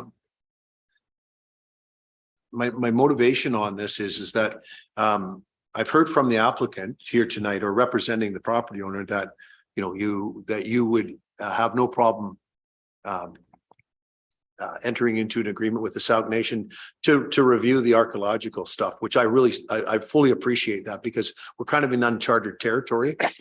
But it's a respectful thing to do in our community. So thank you for saying that. And if you can put some actions to word, I encourage you to do that. So I would hope that. My final question is that we've moved this as a block. And I've heard the applicant say that it with the 219 covenant at zoning, which I had trouble with at the beginning, it starts to tie the hands of the owner when we have full capability of getting that. Can I ask that question before I know I got a motion? Can we get that 219 covenant at the DP stage? I don't have a problem with what you're saying here, but I also hear what the applicant is saying, is that there's this negotiation piece that at zoning, it doesn't make sense for me if this is, you're tying the hands of the owner, but future developer, or maybe, I don't know how I'm trying to say it. This looks a little bit encumbering to me at zoning. I think it fits in with the zone. I think it fits in with our OCP past and present, or past and future. That's a better way to say it. This is a good area. It looks like a good development. The density is consistent with what's going on in that area, with the road improvements. I don't know if so come that through to you. Sorry, I have a question. Sure. So this comes at the zoning stage because that is the time at which the Local Government Act indicates a section 219 covenant can be registered as part of the rezoning process. And that has also been echoed by other legal counsels as well when they provide planning law seminars regarding development processes. If you were to wait until the development permit stage, there's no guarantee that the municipality will be able to acquire whatever it is that they're seeking within a section 219 covenant.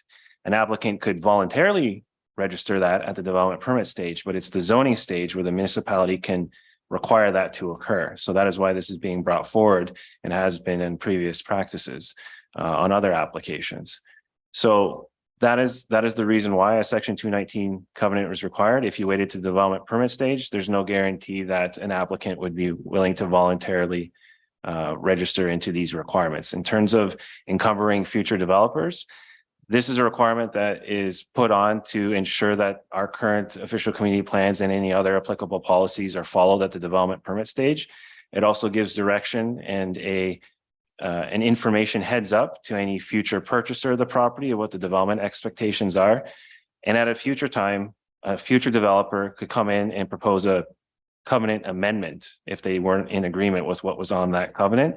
And that would come forward to council. And at that time, that council could consider making changes to the covenant.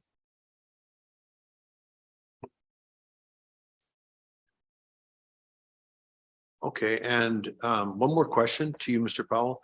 So we could also review this at public hearing. All three of these recommendations will be part of the public hearing, correct? The first two recommendations are to give first and second reading and to proceed with the public hearing. So if those are passed tonight successfully, those wouldn't reappear at the public hearing. The motions at that time would be to have third reading passed. And then with the third motion that's on the screen there, by addressing it tonight, it provides the applicant an understanding of what should be done prior to adoption. However, if you were to make other changes down the road, so long as it's understood that any of those requirements are dealt with prior to adoption, just to ensure that that covenant contains those requirements and we don't give adoption and that requirement of the applicant is then lost. Okay, then we still will be discussing this at its final adoption. Okay, I will support the motion.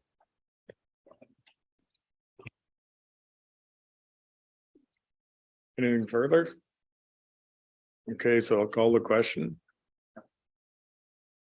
All in favor?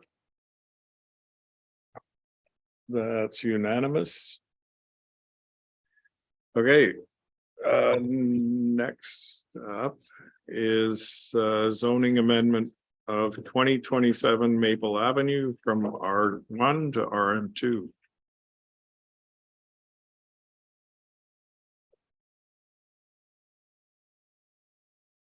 Over to staff.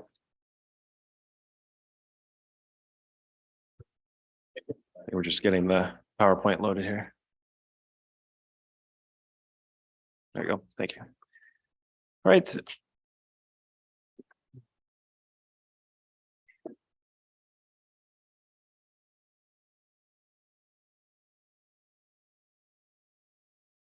Right, the subject property here is approximately 0.37 hectares.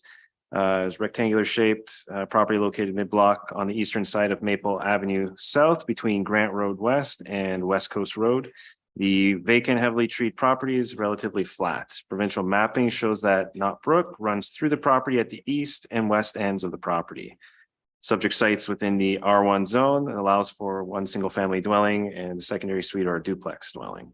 Property is designated as community residential within the official community plan and can contemplate low to medium density residential uses along with local serving small scale commercial uses as well. This applicant is not pursuing an amendment to the official community plan as the proposal fits within the community residential designation. Applicants has submitted a development permit to construct a 45 townhouse unit development on 2039, 2035, and if 2027 Maple Ave, which is the subject property of tonight's discussion, is successful with rezoning, to go through the process of the 45 townhouse unit development. If the bylaw to amend this zoning is adopted, the development permit application may be issued by the Director of Planning and Development in accordance with the development permit delegation bylaw as well. The intent of the zoning amendment is to construct townhouses, I had mentioned, which satisfies housing policies within the official community plan tied to increasing the variety of housing options available to residents in Souk.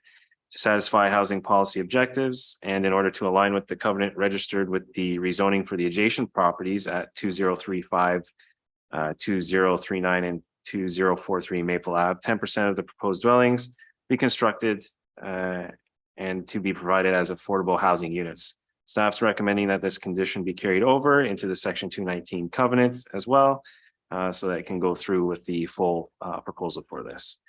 Amending the zoning of the subject property will allow for the construction of this higher density development that fulfills these policies objectives for densification on the site close to the town center where goods and services can easily be accessed.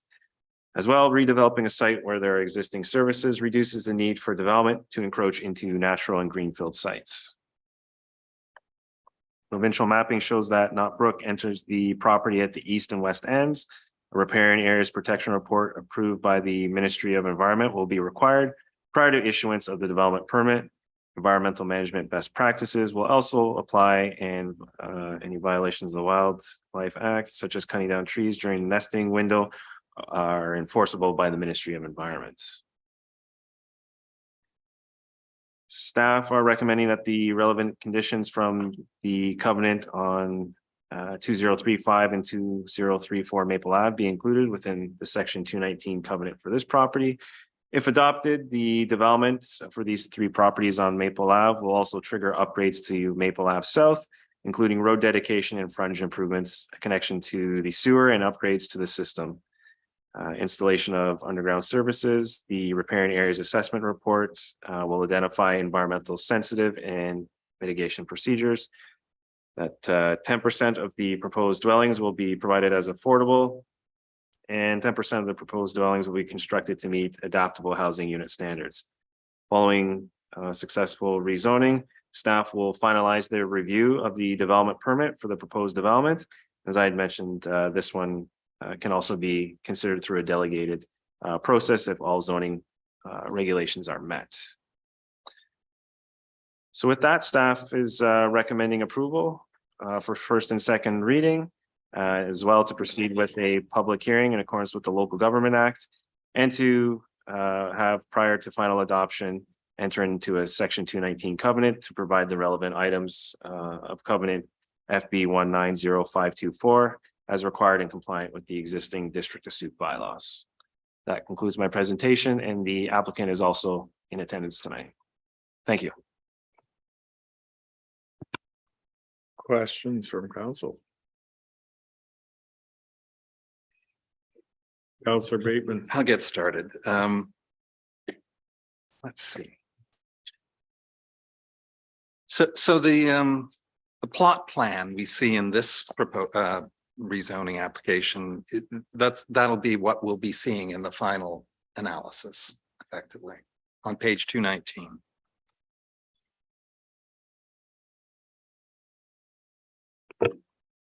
Make sure I get the right map up here.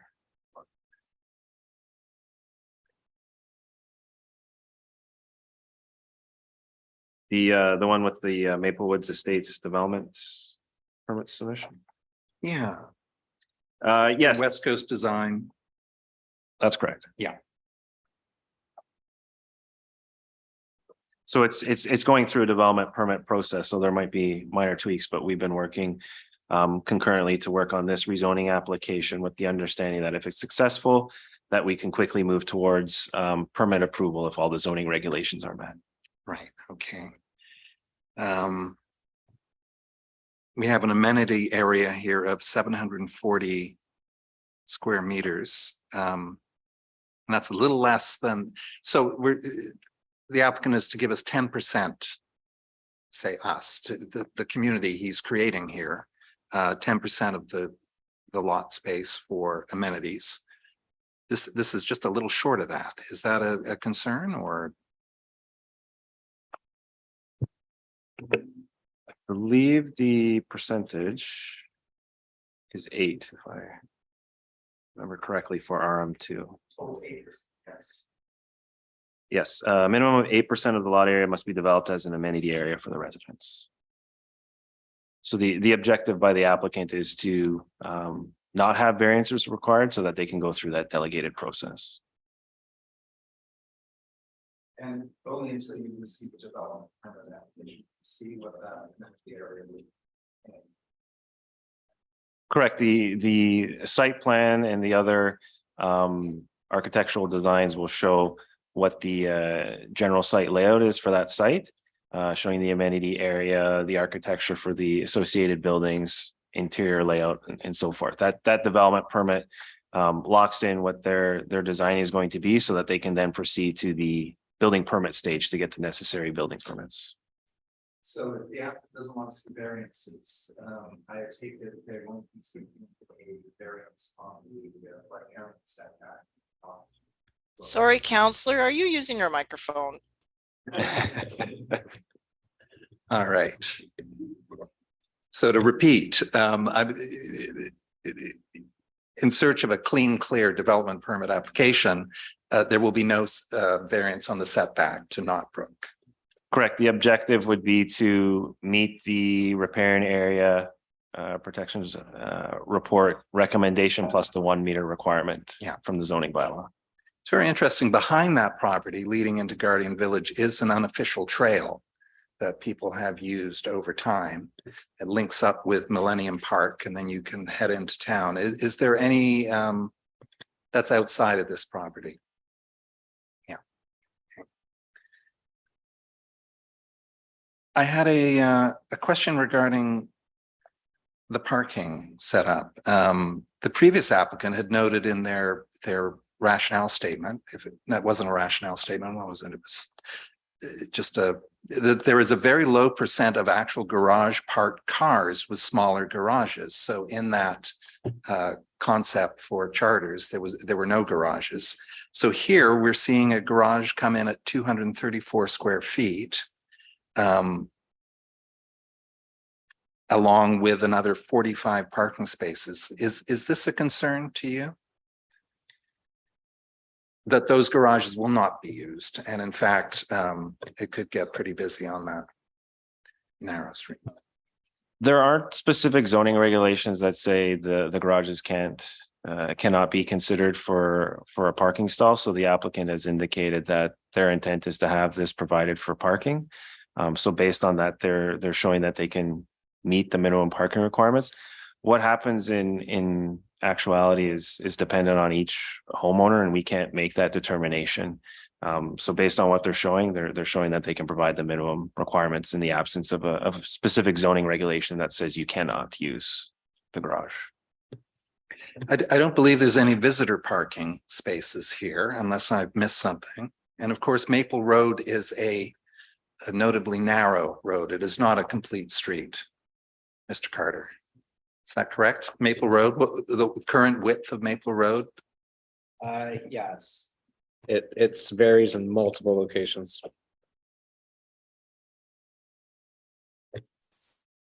Okay, I think that's all I've got.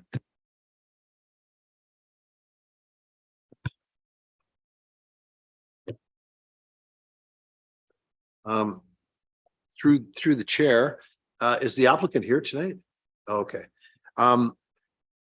So just the referral to the Sioux First Nations, a very similar requirement. Yep, I'm not allowed to invite you, chairs. Come on up. So my name is Chris Busey. So thank you for coming to the chair. So have you seen the response from the Sioux First Nations? I have, and we haven't addressed them this time for this project, but I've talked to them in the past and set up where the Guardians will come out, look at the property, and we'll come do their assessments, and we work with them very closely. Okay, excellent. Yeah, so, yep, no, thank you. That's all the question I have for you. Okay, Counselor Beddoes. Yeah, I just a few concerns. Just trying to make some sense out of this for me is we're going to get total parking provided 90 total spaces. The zoning allows for 1.5. So what does that work out to for them? Because my concern is going along Maple there, we have some similar developments for townhouses and things like that. And you can tell when the townhouses are coming up, the driveways, because a whole bunch of cars are parked along Maple Avenue. And I'm just hoping that's addressed because 1.5, I don't think is adequate in today's world. So I'm concerned about that. So what is the ratio that you're going to go for total 90 and you're only required for 70.5? So I assume it comes out to a higher ratio than 1.5. Yeah, our ratio is 2. 2. Okay, excellent. Thank you very much. Counselor Pearson and then Bateman. Oh, okay.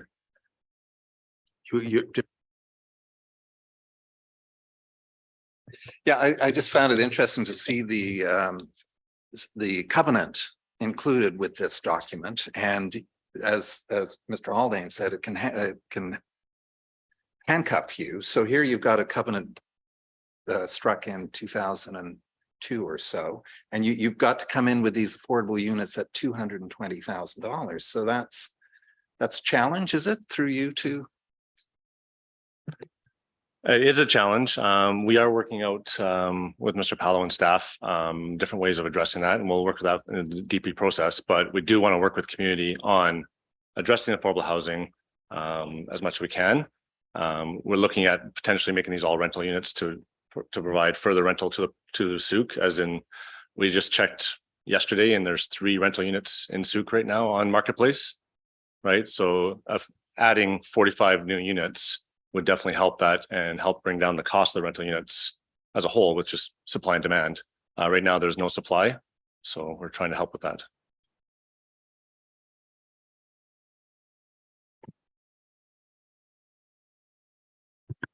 Counselor Pearson. I'll move the recommended action that council give first and second reading to zoning amendment bylaw number 887/600-96/2023 to amend the zoning of the property located at 2027 Maple Avenue South from large lot residential R1 zone to the medium density multifamily residential RM2 zone. And that council schedule a public hearing for zoning amendment bylaw number 887/600-96/2023 in accordance with section 466 of the Local Government Act, and that prior to the final adoption of the zoning amendment bylaw 887/696/2023, the owner enter into a section 219 covenant to provide the relevant items in the covenant FB 190524 as required and compliant with the existing District of Souk bylaws. So it's been moved and seconded. Any discussion? Yep. Counselor Pearson. Just because the applicant is here and I heard the willingness to negotiate or to not, I don't say negotiate, but actually to involve Souk First Nations in that process because it's new territory for us. And that willingness is greatly appreciated and greatly encouraged from myself. Thank you. Okay, so I'll call the question. All in favor? Okay, that carries unanimously and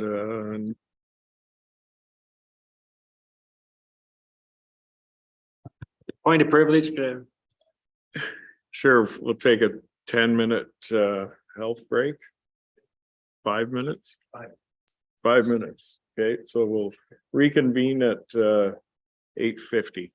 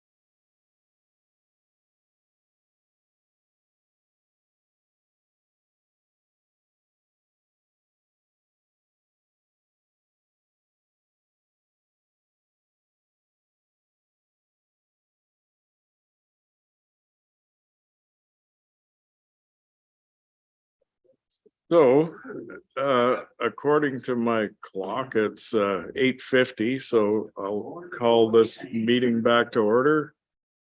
And next on the agenda is find out the right page, new business. Notice of motion from Counselor Bateman. Yeah, so I brought this forward based on correspondence and developments over the last few months. We heard from the Wild group of companies regarding secondary suite size maximums.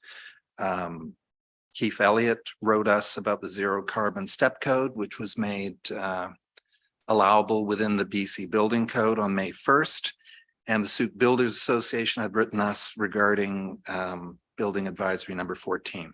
So I've asked here for as I say, a high level, relatively minimal and not too time consuming state of the nation from our Director of Planning to be brought forward at a future council meeting on those three subjects.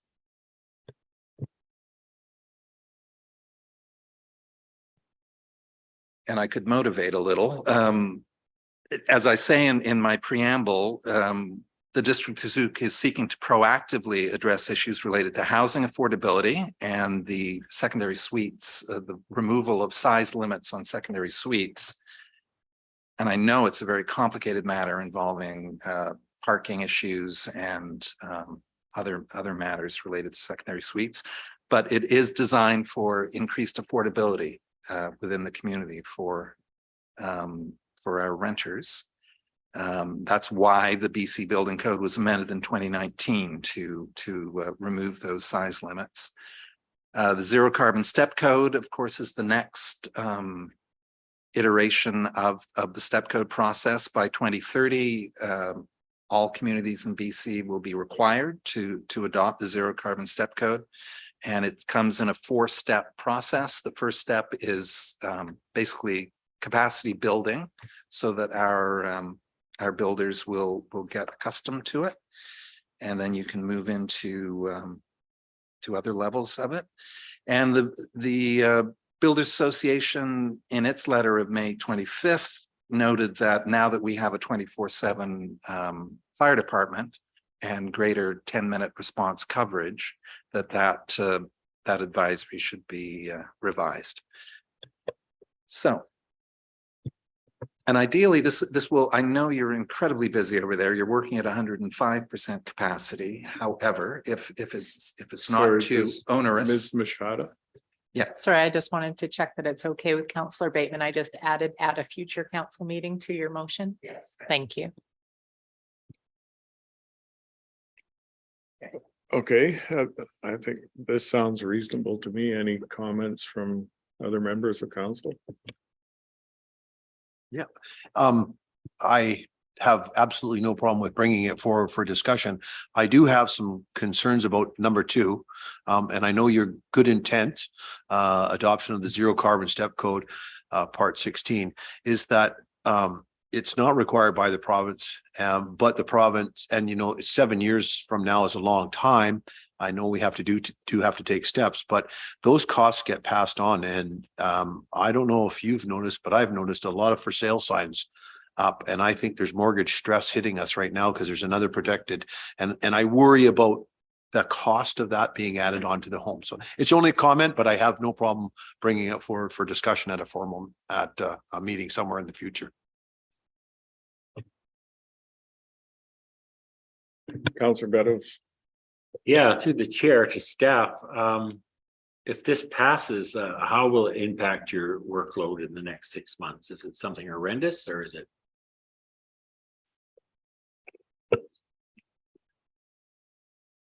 Certainly in the first or in the next 3 months, I think this would create a significant impact, as we're heading towards a point of, official community plan discussions. There's some other project work. In addition, you'll notice the last few council meetings, we've been bringing forward a number of rezoning and other development applications, and we intend to do so now that we're in that cycle. So Certainly, if we're talking the 6 months, we're probably going to push this out to the 6 month point to return back to council. So probably later in the year at that point, but we'll assess where levels are at and bring this forward as soon as possible, but certainly later.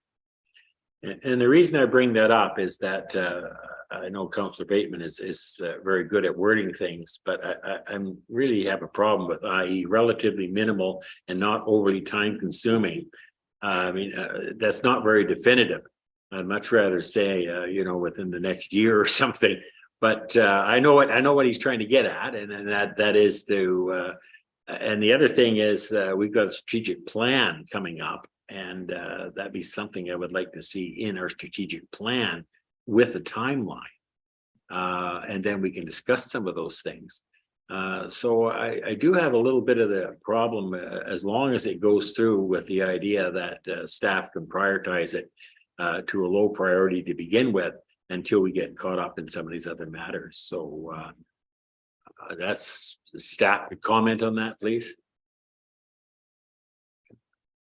With the third, I guess I can start from the bottom and work my way up and see if this generates further discussion or perhaps maybe put some minds at ease. But we've at the staff level, we've already addressed item number 3 through a response back to the Soup Builders Association, and the sum of that letter response was that we're aware of the potential of going through this 10-minute fire response time, but the changes have only just recently happened, and that's going to take some time, some monitoring of that process to make sure that that system works well. And if I recall correctly, I think it was around 2027 we would potentially look back at getting this 10-minute fire response time maybe in place to remove those restrictions. However, right now it certainly requires a very appropriate monitoring to make sure that we are working in the right direction.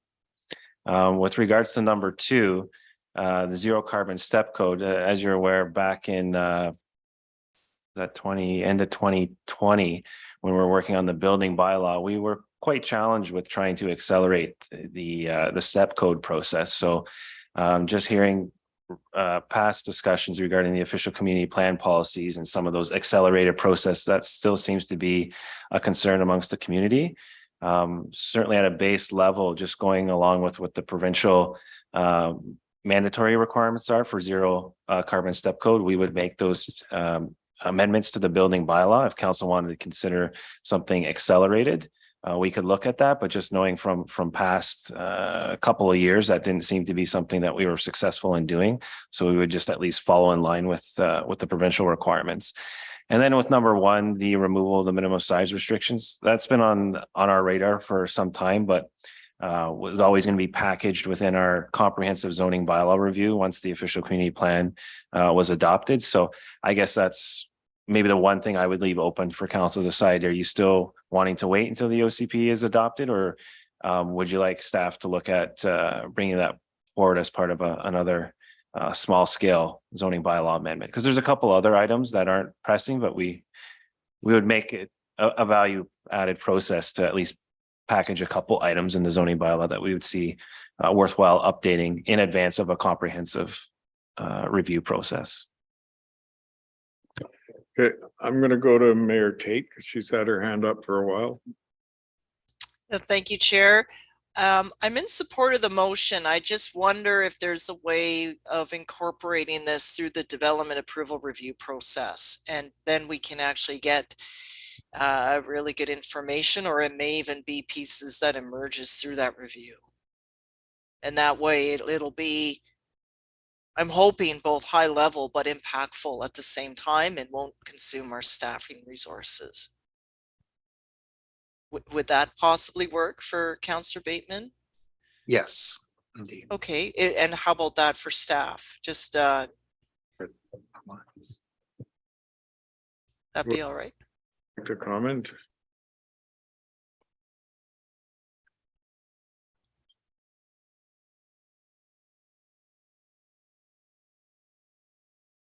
Or no? I can't hear anything. Carrie notes, the director of planning and I. Yes, that's what we were discussing was most of these things are on our radar to come up either naturally through the OCP process, the development approvals grant process. As Mr. Paolo stated, the zoning bylaw needs definitely a comprehensive update. So it's a matter of priorities. Do you want us to bring forward, spend staff time on a few piecemeal updates to that bylaw when we know for sure it needs a comprehensive update? So it's just in the order of priorities, which is why from a staff resourcing perspective, I believe Mr. Paolo basically gave a high level, quick and dirty update for today. There wouldn't be much further to add as a standalone report, but as quarterly reports are occurring or as these items naturally come up in the process of either the development approvals grant or as fire is reporting out on the progress of their transition to 24/7, we can make sure we're highlighting these. So council will be up to speed on the latest and greatest update with these items is an option. Okay, thank you, Ms. Gray. If the counselor, and it seems that Counselor Bateman is okay with the timeline there, because that way we'll also have a greater sense of the provincial legislation that would likely be available. And it also is showing that, I'm grateful to Counselor Bateman, like you've received the correspondence and now finding a way to weave it into the work that we're doing without impacting our staff. Not that I don't mind impacting staff, but I recognize the capacity. And we received another letter today asking us to be more efficient. So we can't do both, which I know everyone knows, write the reports. It's one or the other. So I think this can be addressed in a good way through that process. So if maybe if Counselor Bateman could comment and that we just have the understanding it'll come back through that review, I think that would satisfy everyone and we would get the impact that we need. Yeah, absolutely. Yeah, absolutely. As Ms. Machado has added here, a future council meeting, it need not be anything complicated. Let's just get it down on paper. These are 3 live issues in the community. And it could move through very quickly in one of our future agendas in October, November, December, whenever your 6-month clock works. Thank you. Counselor Beddoes. Yeah, I'm not clear what we're doing here now. I'm told by staff that all these things are going to be looked at regardless anyways, and that's their job when these things come in. So I'm not sure why we even need a motion when we're going to be looking at them anyways. So, especially when there's not anything here in any sort of time thing, relatively minimal or not overly time consuming. I'd rather see a much more in-depth report farther down in the future. And I don't know, I kind of think this, I know it needs, I think that this motion is a bit premature. That's all I think. We got to give staff a chance to absorb these things when they come in. I don't think they're going to ignore them, and they're going to come when we do our develop our strategic plan. So I don't see the point of this motion, to tell the truth. Yeah, I'm kind of moving in that direction as well. I think it sounds from what staff has to say that these things are already in the works and part of the work plan anyway. So to add another layer to it would be redundant. So I think I'm not prepared to support the motion at this time.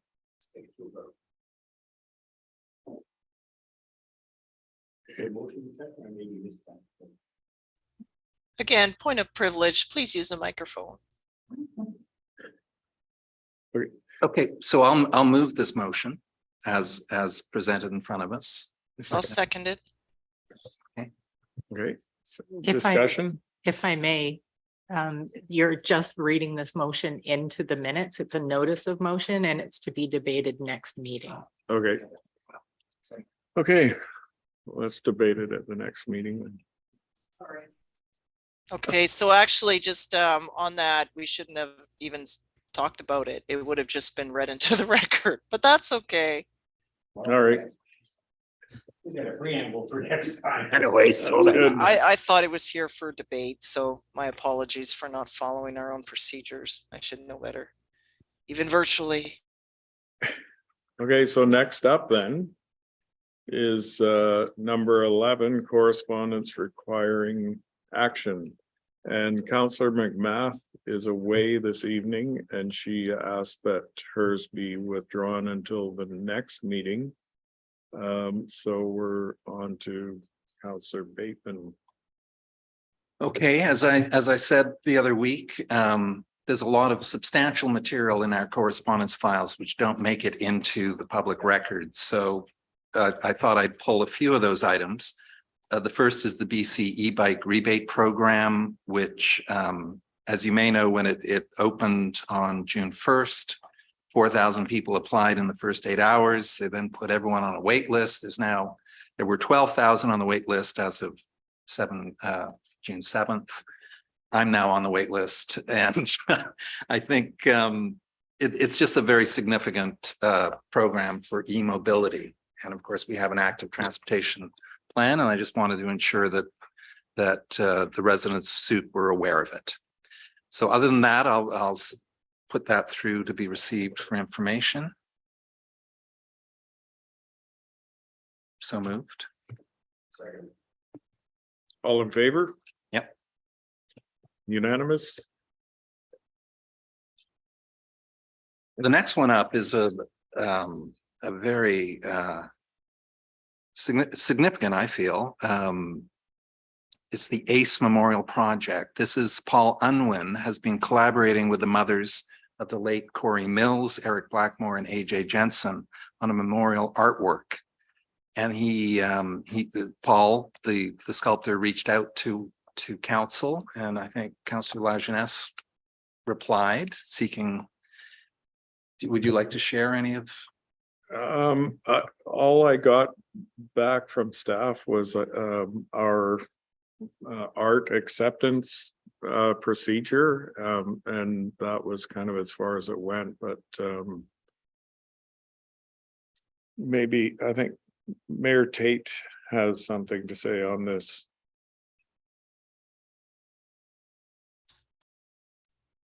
Sorry, wrong buttons. Thank you, Chair. So I have been in contact with the artist. I'm also have been made aware that there's a second art piece that he does wish to gift to council. And so obviously there's work regarding all of this on our staff. We have a policy and we have some other pieces here.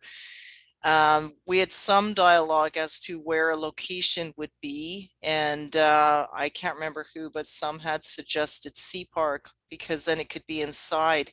The challenge with Sea Park inside is that it gets really busy inside when programs are on. So and then when it's closed, for the day, nobody can see it. So in this way, it was designed and meant to be outside where it's a memorial piece. So when folks do wish to maybe have that moment, they're not in a crowded facility. So location is still being sorted out. The artist would need some help with transport. So what I thought we could do is just ask staff, put a motion forward along the lines of directing staff to reach out to the artist and to report back on options to consider. I thought that with the second piece that would be for council, that the new entry to John Phillips Memorial Park would be a good fit. It obviously can't go there now because there's still construction work, but we also have the trees dedicated to our late Councillor Parkinson that would be replanted, the plaques, and maybe that eagle would make sense. It is an eagle. The other, it came from an old growth tree that was gifted, and half of it was made for Port Hardy and the other half for us. So it's a way of symbolically tying the island together. Port Hardy was able to put it inside or near their municipal hall, and obviously this council being part of municipal hall makes sense. It's just the timing of events, and this is where we need staff work. I'm well aware that we have other things stored in the parks yard, so I almost feel park staff thinking, oh my gosh, like we're going to need another facility just to store these things, but it would be temporary. until we determine what sort of a foundation piece it needs to sit on, cost out, all of that. So preliminary would just be something for staff to reach out to the artist and to then report back on what we need to do to mobilize both of these pieces. So I'm not sure if maybe I'll just, I can't see the room at all. If any counselors had questions that they wish to ask me, or if I should just put a motion forward. I can't see you, so I'm just guessing. We're all here. I know that you're there, but I can't even like, Yeah, I think it's kind of hard to discuss it. I have no idea how big it is, what it looks like or anything, so. Yeah. that's why, yeah, I'm just wondering that perhaps the preliminary piece would be that staff. So I Reach out could and second report your back. motion, Yeah. or was that a motion to direct staff to reach out for preliminary discussion with Paul Unwin? Yes, and report back to council on next steps, something like that. So I started typing one and now I don't even know where I put the motion. Would that be clear, Ms. Gray, perhaps, or do you want more substance in that motion? I believe that's clear. Ms. Machado is just typing up a potential resolution wording. Stand by. Okay, thank you.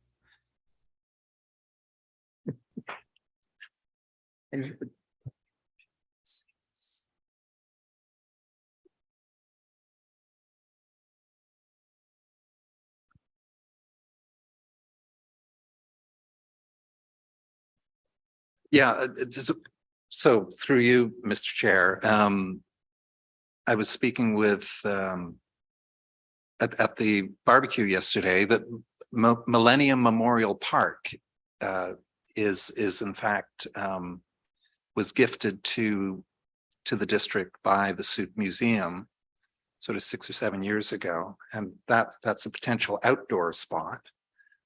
And Councillor Lajeunesse, you mentioned The atrium at EMCS, I mean, these three young lads were students at EMCS, and I attended the memorial service there, so I don't know if there may be an indoor location there or at the library, but again, not having seen it, I have no idea how big it is or where it might be a good fit, so yeah.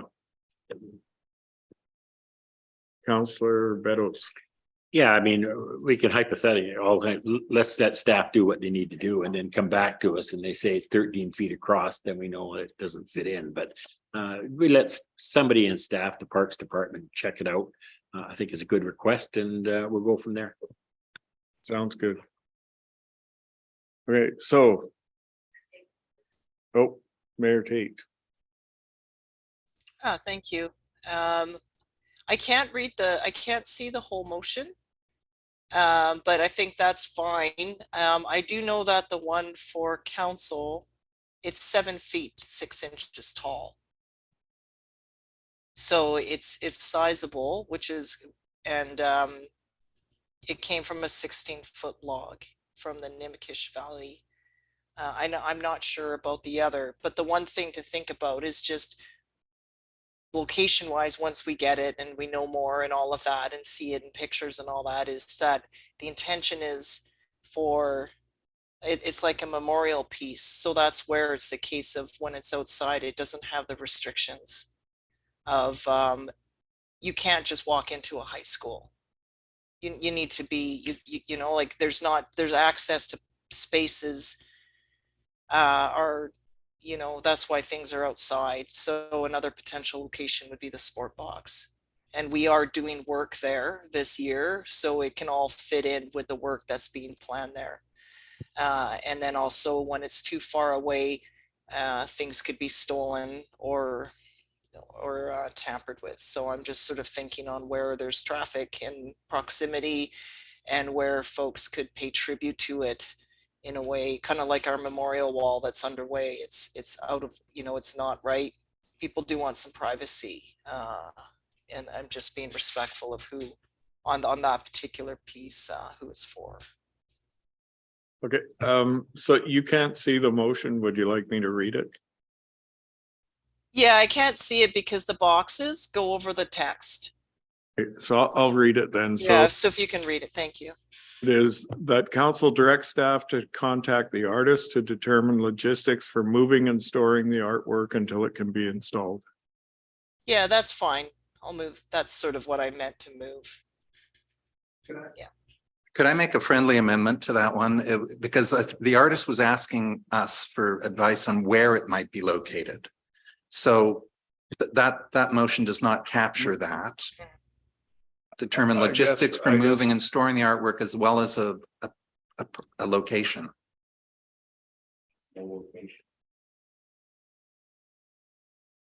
Yes, there.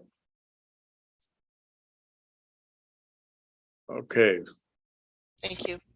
added on to the end of that until it can be installed in addition to determining an appropriate location. How's that? Okay, so I'm gonna call the question. All in favor? That's unanimous. Okay.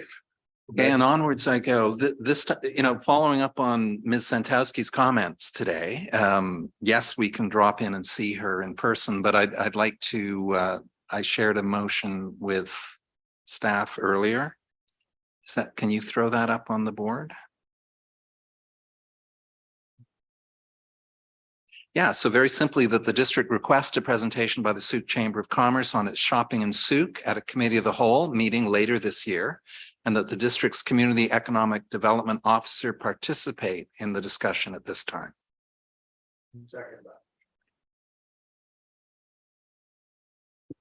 Any discussion? I'll just quickly motivate, and that study ideally will be circulated to our developers who are seeking to fill commercial space, because it makes a very clear statements vis-a-vis at least the survey respondents talking about they want local business, they like local artisanal businesses. So I think that might help them as they move forward. No, so sounds good to me. So anything else? Okay, so I'm gonna call the question. All in favor? It's unanimous. Okay, next. Finally, and I'll learn my lesson not to pull so many letters next time. Just a point of order on that last one. It's actually not a notice of motion. It would be business arising. Would that be right? Because we voted on that. Council can deal with it if they feel they have enough information to vote on the notice of motion. So yes, it would not come forward again at the next meeting. It's considered addressed. Okay, thank you very much. Anyway, I finally pulled this Cecinos Elementary grade 3 student letters, and it's super charming. They indicated what they're looking for, and I thought we might quickly go through some of their requests to let them know that these things are happening, in fact. So the top vote getter was a water park. So I think Councillor Beddoes, is something.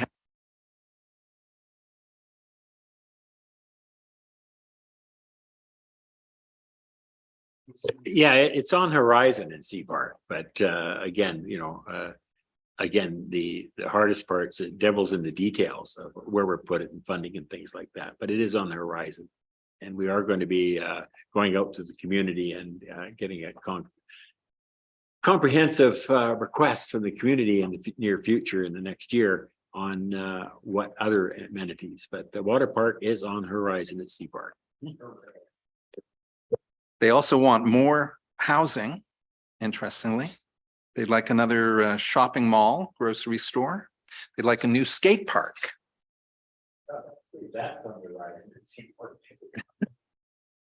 They want more roads. They want more local jobs. They would like a tree management retention or planting strategy. They want more garbage cans.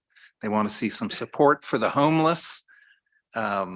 They would like to see a statue of Godzilla in the heart of town. Well, there you go. Roadside attraction. They like a bowling alley, and no fences is another one of the requests. So I just thought it was fun to get that, given the the serious nature of our OCP discussions to get this equally serious reflection from Generation Next. Mayor Tate. Thank you. Just so you know, I did write back to the teacher, I think last week, actually, just so that the class would have something, because school's finished at the end of the week. And a lot of this comes about, you may know that I do a lot of school visits as often as I can. And I often encourage students to write letters to us so they can share what's on our mind. They do spend a lot of time. All schools now are out doing nature walks. They all participate in learning about what decision making is done and what's happening at the local level.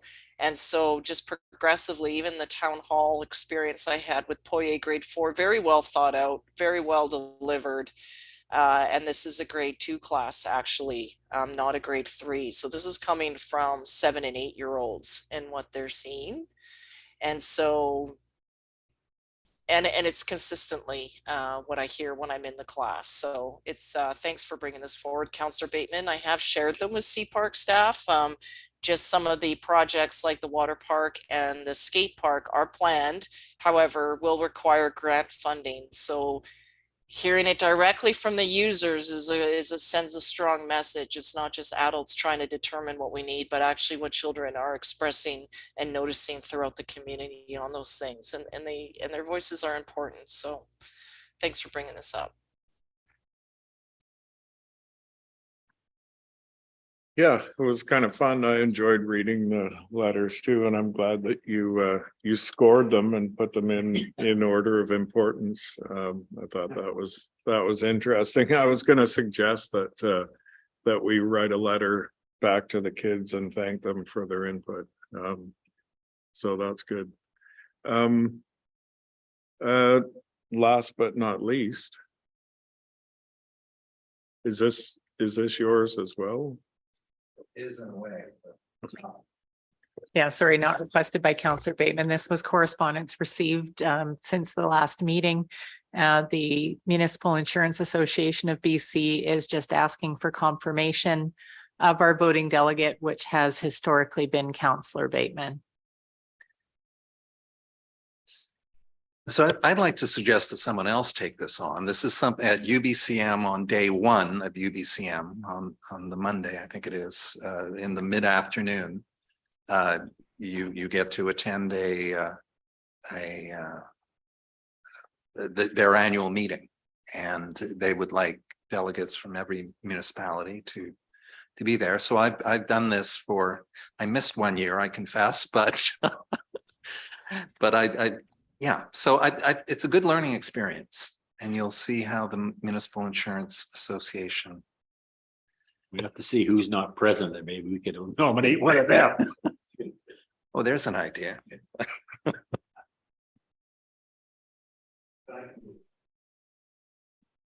If you want a break, I'll go this time. Is that Councillor Beddoes volunteering? It was, can you believe it? Yeah. Thanks, Councillor. Been going in for year after year. Maybe it's time somebody spelled him off, and then he can do some of this other good work that he's doing. So yeah, no, I'll be happy to spell him off. Just yep. Thanks, Councillor Beddoes. I'll move that the council appoint Councillor Beddoes as the voting delegate for the MIA. Yeah. Moved by Councillor Pearson. All in favor? That's unanimous. You have a new job. Do we require a seconder? In which case, do we need to delegate the alternate? I would volunteer to be the alternate if that's a thing. Okay, it does note that. So how about that council appoint Councillor Lajeunesse as the alternate delegate.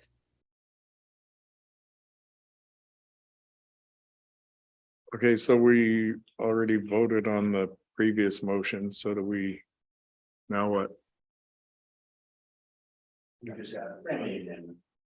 Friendly amendment? Yeah. You have to add my name to spell check too, I see. Oh. I thought I spelled it right. That's right. It is. It's alternate there. So do we have to vote on this again then? Sure, okay. Okay. Earth shattering. Beddoes Pearson. All in favor? Okay, unanimous. All right, council verbal reports. Councilor Beddoes. Yeah, I was one of the, I think there's another counselor went to this stress relief course on the Friday. I had the Friday morning. It was very good. One of the things that came out of it is that to relieve stress, you need hugs. So apparently they want 6 hugs a day, make you feel much better. I brought that up to my wife, who managed to bring it up as we're running a concession down at the ball field. And there we have all these ladies hugging in there and feeling much better, I must say. So anyways, there was some good come out of it. It was interesting, and it's, you know, for staff and for anybody in this day and age, especially if you watch the news, the American news, the Russian news, stress is pretty high. So yeah, there was a lot of good points, but 6 hugs a day. There you go. And you guys don't tell. Councilor Pearson. Yeah, actually, don't have a lot to verbally report on, other than I went to the museum salmon barbecue, in which I was assigned to cook hamburgers and hot dogs at the salmon barbecue. But I didn't have a lot of customers at the hamburgers and hot dogs. And I actually got some time to go eat the lovely strawberry shortcake and the salmon dinner. And I bought a huge plate of salmon to take home because they didn't have as many people as they expected. So it was a wonderful event, and it was really, really nice. Our mayor summed it up extremely well at her opening address to the Sauk Regional Historical Society at the museum about reconnecting again, and things that we've lost through our time in COVID are coming back slowly, and it felt really good. And I appreciated your words at the salmon barbecue, Mayor Tate. It was really good timing and really meant a lot to, I think, a lot of people. So thank you, and thank you to Sauk Region Museum for hosting such a great event. Councilor Bateman. Okay, yeah, that was a great event, and it was good to see also Ravi Parmar, our new MLA, was there, picking up the Horgan tradition of attending all those salmon barbecues over the years. I attended the Victoria Family Court Open House at the Victoria City Hall as a member of that committee. And we had reps from West Shore, Oak Bay and Saanich RCMP, the Mobile Youth Services Team, Legal Aid BC, and others. And the Victoria Family Court, you know, has advocated on behalf of the Mobile Youth Services Team. We're now looking at getting involved to some degree with this Victoria School District's decision to end its school officer liaison program, which is it's quite a really rich, complex story. So we're going to invite a School District 61 trustee to come speak to us in September, and also hear from others who see the value in the program. So we may put our 2 cents worth into the project. CRD Environmental Services Committee meeting, the primary focus was on biosolids, speaking of poop emojis, and what to do with them, because as you say, 300 liters a day. But those biosolids, they get wrung down to that dry material. It's spread on at the Heartland landfill, because the idea of the CRD has a master plan to send it over to the Lafarge cement plant, where it will be incinerated and the ash mixed in with concrete, believe it or not. But that is one of the best beneficial uses of this Class A biosolid, which has been anyway, here in the CRD back in 2014, made a policy not to spread this biosolid on any CRD lands. Now, elsewhere in the province and up in Nanaimo, for example, you can do that. So so this Lafarge plant cannot accept biosolids. This is going to be a long one. I should stop. Anyway, it's all working out in the end. So, Mayor Tate, maybe you can help me on that one. So that's it for me. Okay, should I go next or would you like to go next, Mayor Tate? I can go. It's the just touching on, thank you for attending that meeting, Councillor Bateman. For those of you know, I was away last week. We left Tuesday morning and came back Saturday. I did make the barbecue, but then slowly didn't feel that great. And now I have a full-blown cold, which is why I'm at home, obviously. But just for the Lafarge, that is the plan. However, due to all sorts of issues, the Lafarge plant has been has not been able to accept the biosolids. That's been the problem. They had a fire, I believe, in one of their kilns or whatever it is, and supply chain disruptions and everything. And so that's what led to the items or the solids going into the landfill. And then that breaches the contract with the province because they were to meet a beneficial use, which has them being trucked up to Nanaimo. So it's not great at all. However, it's short term and it's ongoing work. So that's kind of the long and the short of that piece. Thank you, Councillor Lajeunesse, for covering off items as Deputy Mayor. I believe that'll transition to Councillor Pearson for July and August. And just a few things of note. We will be flying the Pride flag in honor and to recognize our all members of our Two-Spirit LGBTQIA+ community. However, our challenge, we didn't fly it last year because we've been flying the Ukraine flag, and you may know that there's a lot of protocol around flags in general. So then which flag, usually we would take the district flag down to fly either the poppy flag for the Legion or the Pride flag or other flags. However, we've been flying the Ukraine flag. The intention was we will fly it until the war is over. So hopefully we'll see a shift there in the while. So that leaves us taking down the Sauk flag, the BC flag, or the Canada flag. So what has been determined is that we will be flying this flag over at Ed McGregor Park, so that all the flags, it's just like, which flag do you take down in this situation right now? So that's what'll happen per the dates in our flag policy.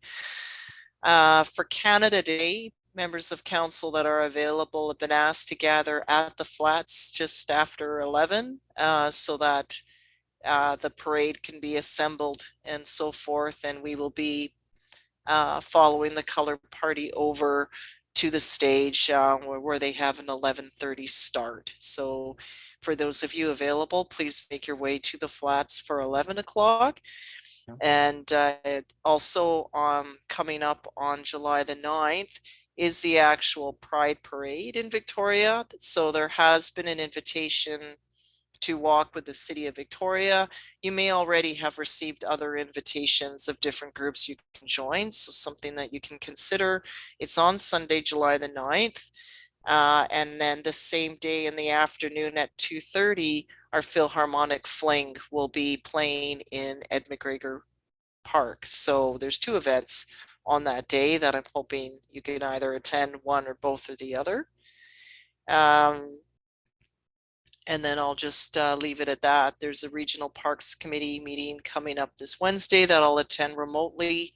There's been several meetings that I've been attending virtually, meeting with the Ministry of Health, Ministry of Housing, all to do with advocacy around our health planning, our community health facility, urgent primary, I don't remember, are there CHC, UPPC, Community Health Center, that we're looking to get on board with, as well as the elders and gathering place. So a lot of that work continues with Search-In, as well as ministry staff, Island Health and the like.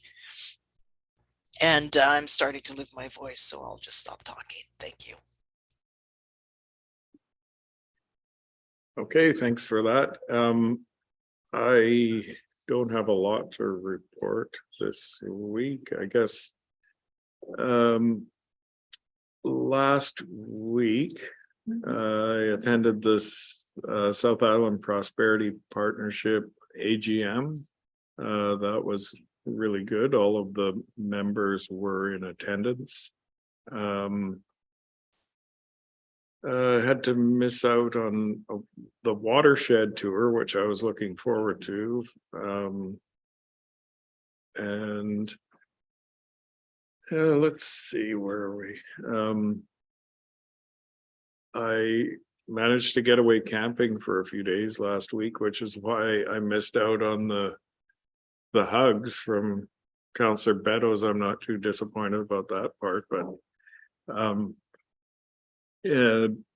Friday night, I attended opening night of Victoria Jazz Festival and saw a Canadian jazz musician, Molly Johnson. She was amazing. And attended the museum open house on Sunday and did not have a hot dog or a hamburger, but the salmon was excellent and I took some home as well. And that's about it for this week. So on that note, I'll look for a motion to adjourn. Moved by Councillor Beddoes, seconded by Councillor Bateman. All in favor?